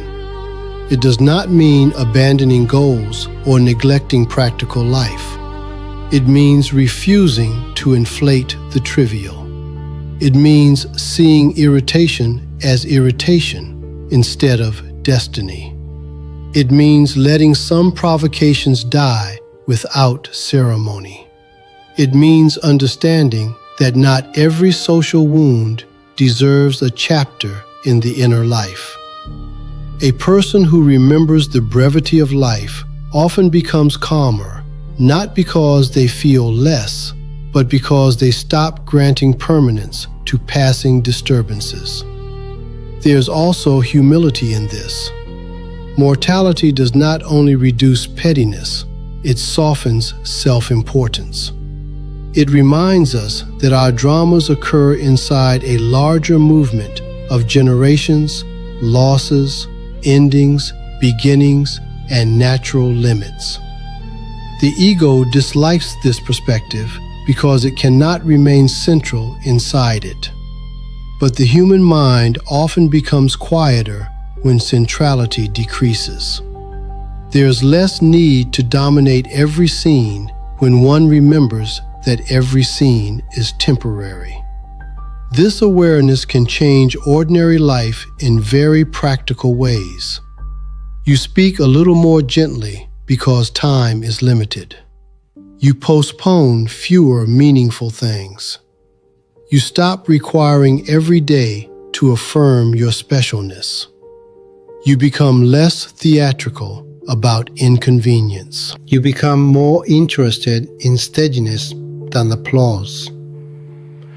You begin to understand that dignity is not found in winning every symbolic contest, but in living in such a way that time is not squandered on what never deserved so much mental devotion. And once the mind begins to release pettiness, another possibility becomes attractive. A simpler life. Not a smaller life, but a less burdened one. A life with fewer cravings to maintain, fewer signals to send, fewer unnecessary complications between oneself and inner quiet. Simplicity as psychological power. Many people imagine complexity as a sign of importance. A crowded schedule can feel like proof of relevance. A cluttered mind can feel like evidence of seriousness. A life full of options, obligations, inputs, possessions, ambitions, and unfinished loops can create the impression that one is deeply engaged with existence. But often the opposite is true. What looks like richness is sometimes only accumulation. And accumulation, when left unexamined, becomes one of the quietest sources of mental fatigue. The mind does not merely carry what is heavy, it also carries what is excessive. Too many choices, too many comparisons, too many self-created obligations, too many things to maintain, too many identities to perform, too many open conversations, open tabs, open ambitions, open desires. Each one may seem small on its own, but together they form a kind of psychological drag. A person feels busy without feeling purposeful, stimulated without feeling nourished, surrounded by activity, yet strangely distant from clarity. They are not necessarily overwhelmed by tragedy. They are exhausted by density. This is why simplicity is often misunderstood. Many people hear the word and imagine withdrawal, reduction, compromise, or loss. They imagine a smaller life, a more limited life, a life less alive. But simplicity, properly understood, is not deprivation. It is intelligent subtraction. It is the discipline of removing what consumes attention without deepening life. It is the refusal to let everything enter the inner world simply because it is available. Simplicity is not anti-ambition. It is anti-fragmentation. The older thinkers understood that inner order depends partly on outer proportion. Seneca warned against luxury, not because comfort was evil, but because excess multiplies dependency. The more cravings a person trains into themselves, the more disturbances they invite. Marcus Aurelius valued plainness for a similar reason. Simplicity protected attention. It reduced the number of things capable of ruling the mind. Even Montaigne, in his gentler and more human way, repeatedly suggested that much suffering comes from living too far outside one's real needs. Psychology gives this an even clearer structure. Attention is limited. Decision-making is limited. emotional regulation is limited. The nervous system can only process so much novelty, ambiguity, stimulation, and unresolved pressure before strain begins to show. A complicated life may appear successful from the outside, but internally, it often taxes the same systems needed for calm, patience, discipline, and sleep. The result is predictable. The person becomes more reactive, less discerning, more impulsive, and less able to distinguish what truly matters from what is merely loud. This is one reason the ego often resists simplicity. Simplicity removes hiding places. A complicated life allows a person to avoid deeper questions. They can remain constantly engaged in maintenance, managing impressions, possessions, plans, relationships, notifications, and symbolic obligations gives the self something to do. It creates movement, and movement can feel like meaning even when it is only momentum. Simplicity interrupts that illusion. It asks, what remains when the unnecessary begins to fall away? That question can be unsettling, because sometimes what remains is not immediate peace, but exposure. A person realizes they have been using excess to avoid direct contact with themselves. They had mistaken stimulation for vitality, busyness for identity, consumption for comfort. Complexity had been serving a psychological purpose. It kept them from seeing how little inner stillness they had actually built. And yet, once a person begins removing what does not need to be carried, something powerful happens. Attention becomes more available. Reactions slow down. Decisions become cleaner. Desire becomes easier to observe. The mind stops scattering itself so widely. There is less to defend, less to compare, less to manage, less to lose symbolic control over. Energy once spent on excess returns to presence. This is why simplicity is not weakness. It is power in concentrated form. The person who needs less is harder to manipulate. The person who must maintain fewer appearances is harder to disturb. The person whose worth is not entangled with constant acquisition can endure more quietly. The person who can live with fewer unnecessary wants often possesses greater stability than the person surrounded by abundance but ruled by appetite.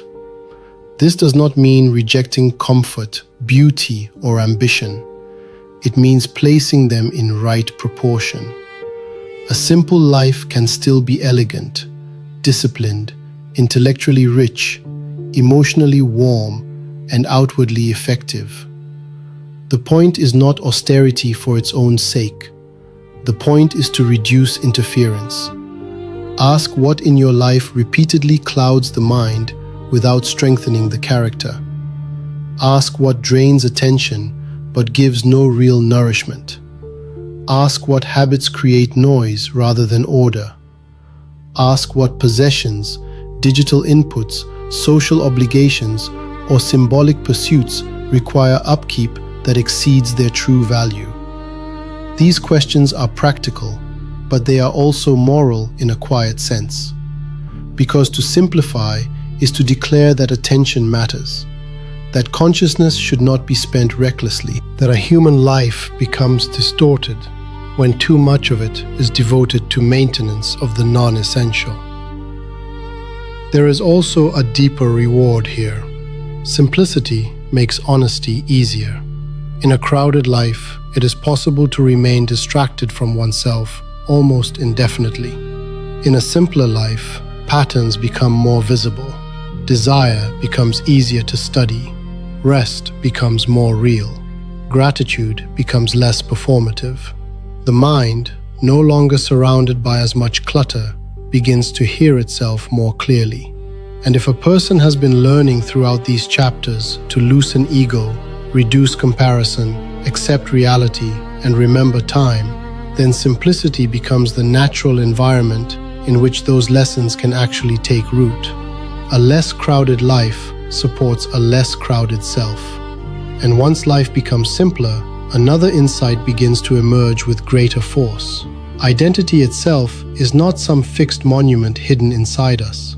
It is built, reinforced, and reshaped through repeated acts, through habits of thought, habits of response, habits of attention. A simpler life makes that process easier to see. Identity is a habit, not a monument. Many people speak about identity as though it were a hidden object waiting to be discovered. They say they are trying to find themselves, return to themselves, express their true self, protect their sense of self. There is truth in these phrases, but there is also danger, because they can quietly suggest that identity is something fixed and complete, something buried beneath the surface, like a statue inside stone. If only one could uncover it clearly enough, life would finally become coherent. But human identity is rarely that stable. It is not only what a person declares, it is what a person rehearses. It is built not simply through belief, but through repetition, through what the mind returns to when left unattended, through the emotions it practices, through the habits it normalizes, through the standards it obeys when no one is watching. Over time, these patterns become the architecture of the self. This is both sobering and hopeful. Sobering because it means no one becomes calm merely by admiring calmness. No one becomes disciplined merely by praising discipline. And no one becomes inwardly free simply by wanting freedom. Hopeful because it means a person is not trapped inside yesterday's identity. If identity is partly habitual, then it can be reshaped where habit is reshaped. The old thinkers understood this in different forms. Aristotle, long before modern psychology, argued that character is formed through repeated action. The Stoics, though speaking more in the language of moral training, also understood that the mind becomes what it continually practices. A person who repeatedly indulges resentment does not merely experience resentment, they become easier to provoke. A person who repeatedly returns to patience does not merely perform patience, they become more capable of it. Modern psychology confirms this with a different vocabulary. Neural pathways strengthen with repetition. Emotional responses become conditioned. Attention habits alter perception. The brain learns what to expect, what to prioritize, what to fear, and what to crave, partly by what it experiences often enough. Identity, then, is not a single story told once. It is a pattern stabilized through rehearsal. This explains why change feels difficult even when insight is clear. A person may understand perfectly that comparison is damaging, that pride is costly, that distraction is weakening, that overreaction is unnecessary. Yet, when the moment arrives, the old response still appears. Not because the person is incapable of wisdom, but because the nervous system has more practice being the old self. The old self is efficient. It knows its route. The new self is still under construction. That construction requires patience. The ego dislikes this because it wants identity to change dramatically, preferably in a way that feels immediately significant. It wants a decisive breakthrough, a new declaration, a cleansing moment, after which the old patterns disappear. But human beings are not usually transformed by declaration alone. They are transformed by repeated contact with a different way of being, until the unfamiliar becomes familiar. This is why small actions matter far more than dramatic self-descriptions. A person who says, "I am becoming more peaceful," but spends each day feeding irritation, is practicing one identity while speaking another. A person who says, "I want depth," but fills every silence with noise, is shaping one mind while praising another. A person who says, "I value independence," but constantly seeks approval, is reinforcing dependence regardless of their ideals. The self follows practice more faithfully than language. This can be uncomfortable to admit because it removes some of the romance from self-concept. It means identity is not preserved by intention alone. It is maintained by evidence. If you repeatedly betray your standards, the mind learns that your standards are negotiable. If you repeatedly keep your word to yourself, even in small matters, the mind learns that your intentions carry weight. In time, this changes not only behavior, but inner atmosphere. Self-trust grows. Friction decreases. The person stops feeling like a stranger to their own values. There is also a quieter implication here. Many people are loyal to identities that hurt them, simply because those identities are familiar. The person who has long practiced defensiveness may call it honesty. The person who has long practiced self-neglect may call it realism. The person who has long practiced emotional chaos may call it passion. The person who has long practiced comparison may call it ambition. Habit often disguises itself as personality. This is why self-observation must become more precise. Not harsh, not theatrical, but accurate. Ask not only who you believe yourself to be, but what version of yourself your daily repetitions are reinforcing. What thoughts do you keep dignifying with attention? What emotions do you rehearse until they become easy? What small disciplines are missing, not because they are impossible, but because you have not yet practiced them enough to become natural?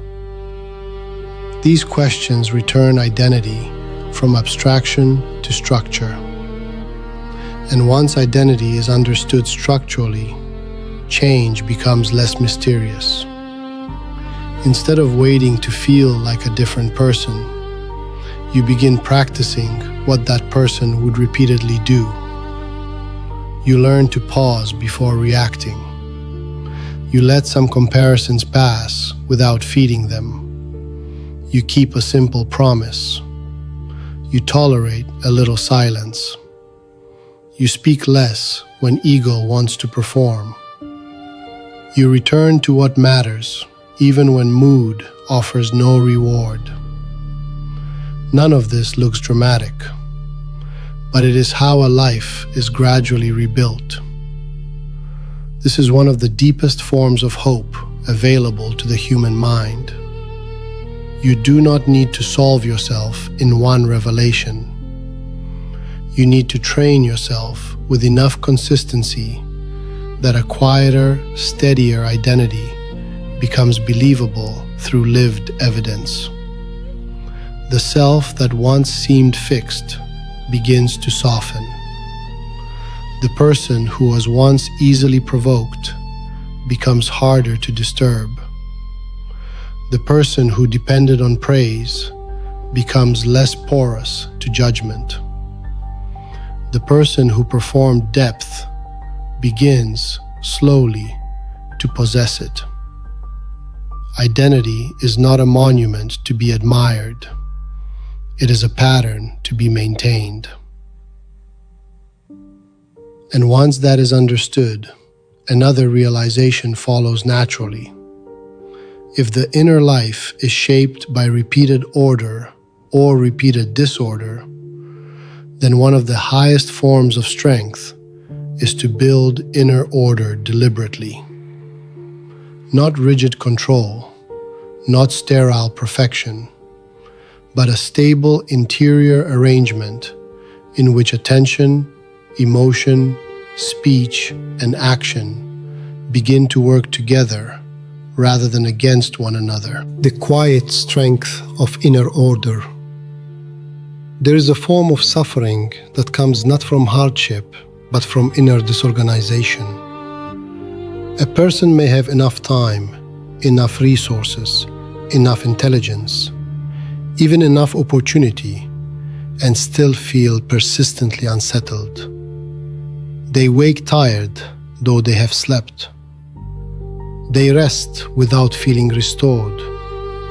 They speak and later regret the tone. They make plans and abandon them. They move between distraction and urgency, between overstimulation and depletion, between bursts of intention and long periods of drift. Nothing appears catastrophic from the outside, yet inwardly there is friction everywhere. Attention pulls in different directions. Emotion interrupts reason. Impulse overrules judgment. Desire changes its demands by the hour. This is not always a failure of character. Often it is a failure of inner order. The human mind suffers when its parts are constantly in conflict. When one part wants peace, while another keeps feeding agitation. When one part values discipline, while another trains indulgence. When one part longs for clarity, while another fills every silence with noise. Inner disorder is exhausting because it turns the self into an unstable territory. A person cannot rest deeply inside themselves if their own mind feels like an unreliable environment. This is why many forms of outer success fail to produce real calm. A person can improve their circumstances and still carry chaos into every room. They can leave one environment and recreate the same turbulence in another. They can solve practical problems, yet remain inwardly fragmented because the structure of their attention, emotion, speech, and action has not been brought into alignment. The older thinkers treated this as one of the central tasks of life. The Stoics spoke often, in different language, about governing the inner world, not suppressing it into lifelessness, but establishing rightful authority within it. Marcus Aurelius did not write like a man trying to become cold. He wrote like a man trying to remain arranged. He understood that the mind must be taught how to hold itself in proper proportion, or else passing impressions will rule it.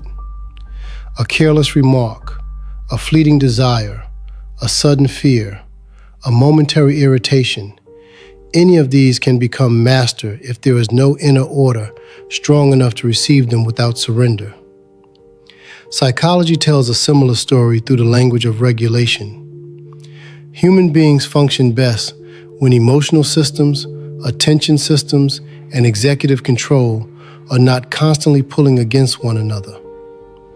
When impulse and reflection are in open conflict, fatigue increases. When attention is fragmented, decision quality drops. When emotional reactions are indulged without examination, they become more frequent and more authoritative. Inner order, then, is not a poetic luxury. It is a practical condition for stability. But it must be understood correctly. Inner order is not rigid perfection. It is not the fantasy of total control. It is not the elimination of feeling, uncertainty, spontaneity, or vulnerability. A well-ordered person still feels disappointment, desire, anger, grief, embarrassment, and doubt. The difference is that these states do not instantly take the throne. They arise within a mind that has some structure, some hierarchy, some trained capacity to observe before obeying. That capacity changes everything. Without inner order, the mind becomes highly reactive. It believes every emotion must be acted upon. Every thought must be developed. Every irritation must be answered. Every craving must be negotiated with. The person lives at the mercy of internal weather. They do not choose their direction so much as inherit it from whichever impulse is loudest that day. With inner order, a different life becomes possible. A person notices the emotion, but does not immediately become it. They notice the craving without building an identity around it. They notice the urge to speak and still choose restraint. They notice envy and refuse to feed comparison. They notice fear and continue carefully instead of collapsing into it. This is strength in one of its purest forms. It is not loud. It does not often look dramatic. It may even be invisible to most people. But inwardly, it changes the quality of existence. The person is no longer endlessly pushed and pulled by whatever appears in consciousness. They begin to possess a center. That center is built slowly. Through repeated mornings of choosing what matters before mood takes over. Through repeated conversations in which unnecessary words are withheld. Through repeated acts of returning attention when distraction seduces it away. Through repeated acceptance of small discomforts that once would have produced drama. Through repeated honesty about what weakens the mind and what strengthens it. Inner order is not established in a single act of will. It is formed by many small acts of obedience to what is better rather than what is easier. There is also peace in this arrangement. The ego likes disorder more than it admits, because disorder gives it excuses. A scattered mind can always postpone, rationalize, dramatize, blame, and restart tomorrow. Inner order removes some of those hiding places. It asks for coherence. It asks that values and habits begin to resemble one another. It asks that speech match conviction, that effort match intention, that attention be treated as something sacred enough not to be spent recklessly. At first, this can feel demanding. Later, it feels merciful. Because a well-ordered inner life reduces needless suffering. Decisions become less chaotic. Recovery becomes easier. Sleep comes more naturally. Emotional storms pass with less destruction. The mind spends less time repairing damage it caused by its own lack of arrangement. Life is still difficult, but difficulty no longer finds such easy access to disorder inside. A practical lesson follows from this. Do not try to order the entire self at once. Begin where disorder most visibly drains your life. Perhaps it is speech, perhaps attention, perhaps reaction, perhaps excess stimulation, perhaps the inability to keep simple promises to yourself. Choose one area and bring structure to it, gently, firmly, repeatedly. Inner order grows through local victories. A calmer mind is built one governed habit at a time. And as that order deepens, the ego loses more of its authority. The person no longer needs constant noise display, argument, or stimulation to feel intact. The self becomes quieter because it is less divided, less at war with itself, less compelled to prove its existence through restless movement. From here, one final shift becomes possible. A person who has learned restraint, solitude, proportion, simplicity, discipline, and inner order begins to understand that peace is not found in winning every inner battle. It is often found in allowing the mind to grow silent altogether, no longer constantly defending, announcing, comparing, or demanding. Letting the mind grow silent. There is a silence many people rarely experience. Not the silence of a quiet room, not the silence that exists when noise temporarily stops, but an inner silence, harder to find and harder to keep, in which the mind is no longer busy defending itself against life, no longer trying to correct every impression, answer every imagined accusation, rehearse every conversation, protect every fragment of pride, or maintain every layer of identity all at once. A silence in which the self stops pressing forward for just a while, and existence is allowed to be simpler than the ego usually permits. For many people, this kind of silence feels almost unreachable.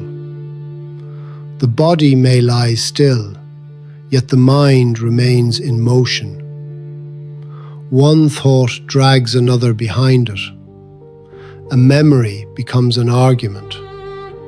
An unfinished task becomes a source of tension.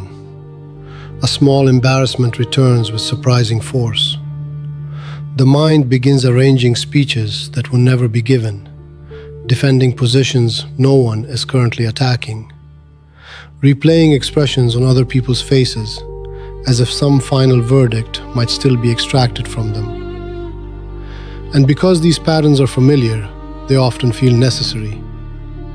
But familiarity is not necessity. Much of what keeps the mind loud is not the weight of life itself. It is the weight of self-maintenance, the ongoing labor of staying psychologically assembled through thought. The ego believes that if it stops narrating, controlling, comparing, and anticipating, something important will be lost. It fears that without constant management, the self will become weak, irrelevant, vulnerable, or forgotten. So it keeps producing noise and calling the noise vigilance. Yet the deepest rest begins when a person discovers that not every part of the self must remain on duty. This discovery is not dramatic. It does not usually arrive in one perfect breakthrough. It appears in small moments. A person notices that an argument inside the mind has been repeating for hours and simply does not continue it. A memory arises, but instead of building a structure around it, they let it pass through without appointing it as the center of the night. A fresh insecurity appears, asking to be solved immediately, and they refuse the invitation. Not harshly, not through suppression, simply by no longer feeding what does not deserve to grow. This is one of the highest forms of psychological maturity, the ability to leave certain thoughts unfed. The older thinkers often approached this through the language of restraint and attention. Marcus Aurelius repeatedly tried to bring the mind back to what was present and necessary, not because he lacked inward complexity, but because he understood how quickly the mind can become its own source of unnecessary disturbance. Epictetus, too, taught that impressions arrive, but we need not surrender to all of them. Between what appears in the mind and what rules the mind, there is a space. In that space, freedom begins. Psychology gives this a practical shape. Thoughts are not all equal. Some are useful signals. Some are fragments of unfinished emotional learning. Some are habit loops. Some are rehearsed alarms generated by a system that has grown too accustomed to anticipation. When the mind is tired, it often mistakes repetition for importance. A thought returns again and again, and because it returns, it feels urgent. But repetition is not proof. Often it is simply conditioning. This matters deeply at night. When the world grows quiet, the ego often becomes louder for a while. There are fewer distractions available, so the self rushes to fill the space. It begins revisiting roles, failures, threats, unresolved hopes, and symbolic injuries. It tries to reestablish control through thought. But thought cannot always create peace. Sometimes it prevents it. Sometimes the mind stays awake not because it has too little to think about, but because it has granted too much authority to thoughts that do not deserve command. To let the mind grow silent is to loosen that authority. It is to understand that you do not need to attend every internal meeting.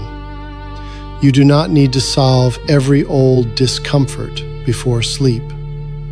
You do not need to organize your entire life in the dark. You do not need to win against memory, prove yourself against imagination, or prepare a defense against tomorrow. There is profound dignity in allowing some things to remain unfinished for the night. The ego dislikes this because silence feels like loss of control. It asks, if I stop thinking about this, am I neglecting something important?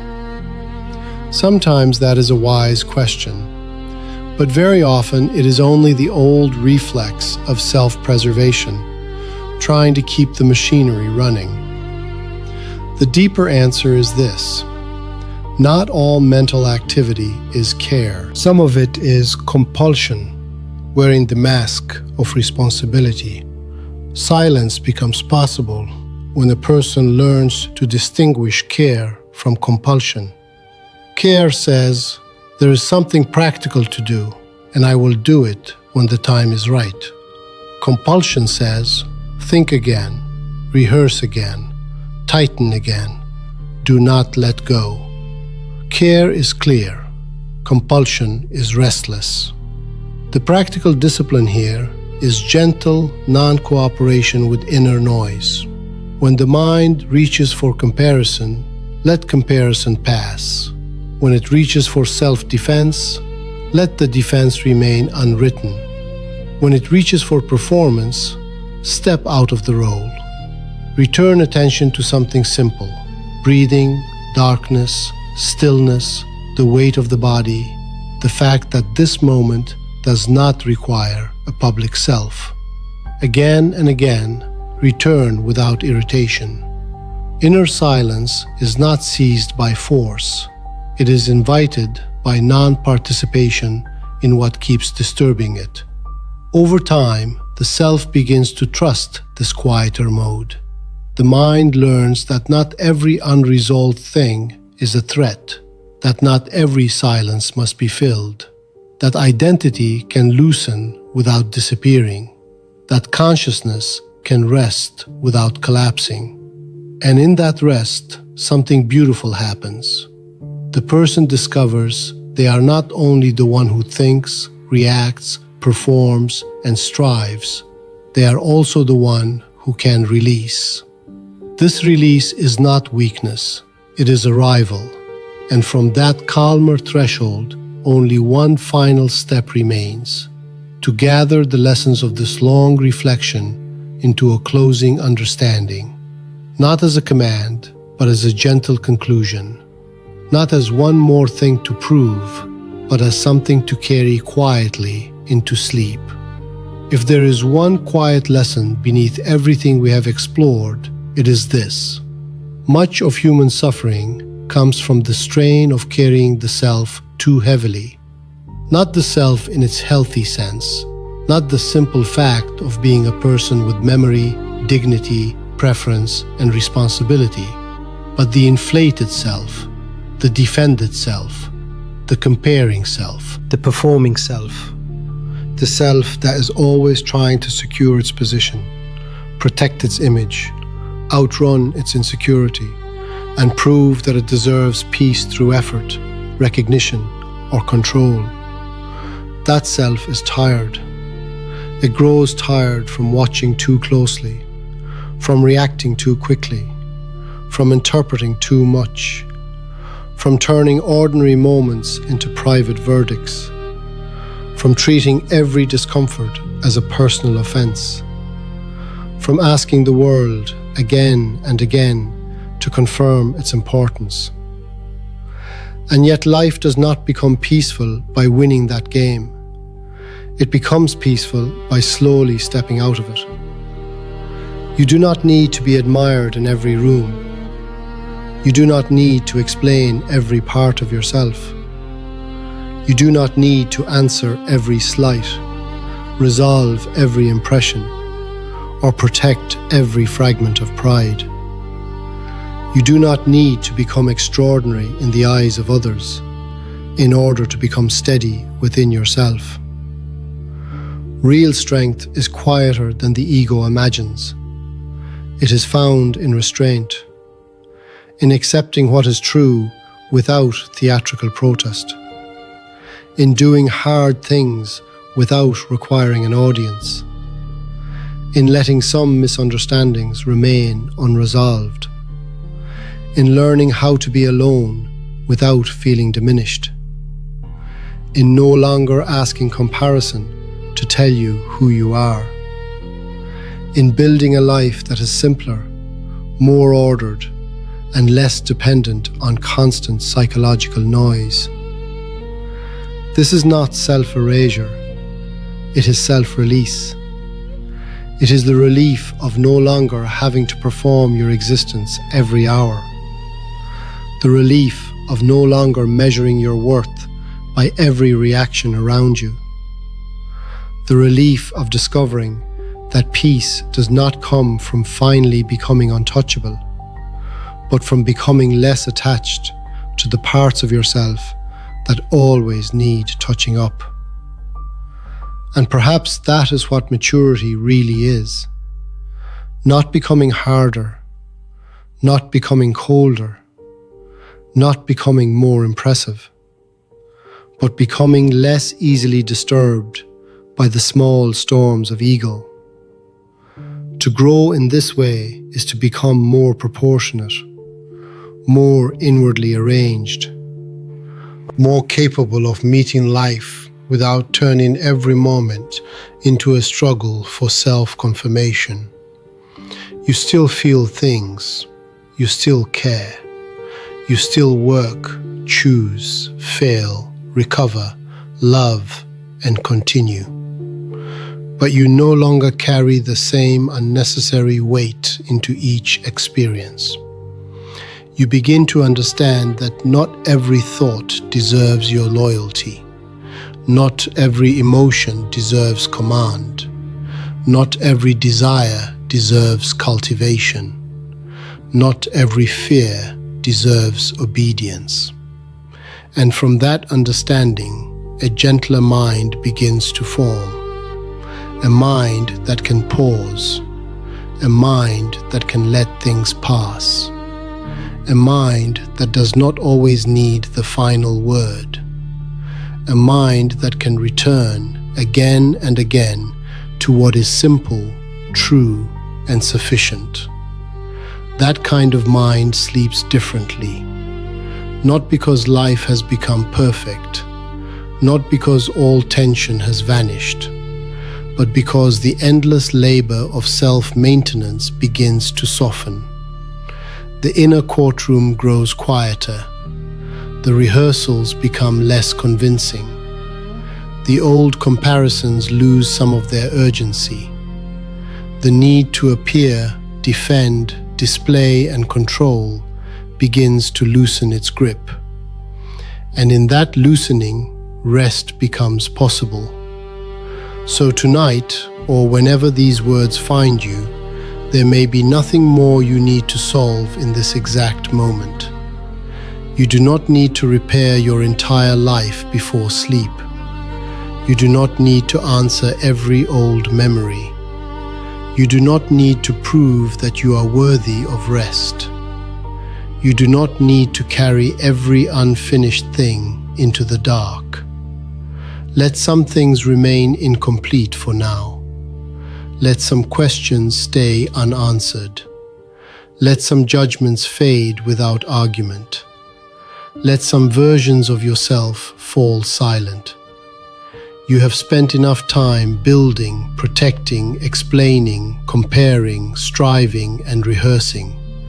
For this moment, you may simply be still. Let the body be heavy. Let the breath become ordinary. Let the mind stop negotiating with every passing thought. Let the ego, with all its old habits of noise, grow less important than the quiet beneath it. Because beneath the performance, beneath the pressure, beneath the restless effort to become someone unshakable, there is another possibility. A calmer way of being, a steadier way of living, a quieter form of strength, not dramatic, not loud, not designed for applause, just inwardly real. And perhaps that is enough. Perhaps it has always been enough. So release what does not need to be carried. Set down what does not need to be defended. Leave behind what does not need to follow you into rest. And allow the mind, at last, to grow quiet.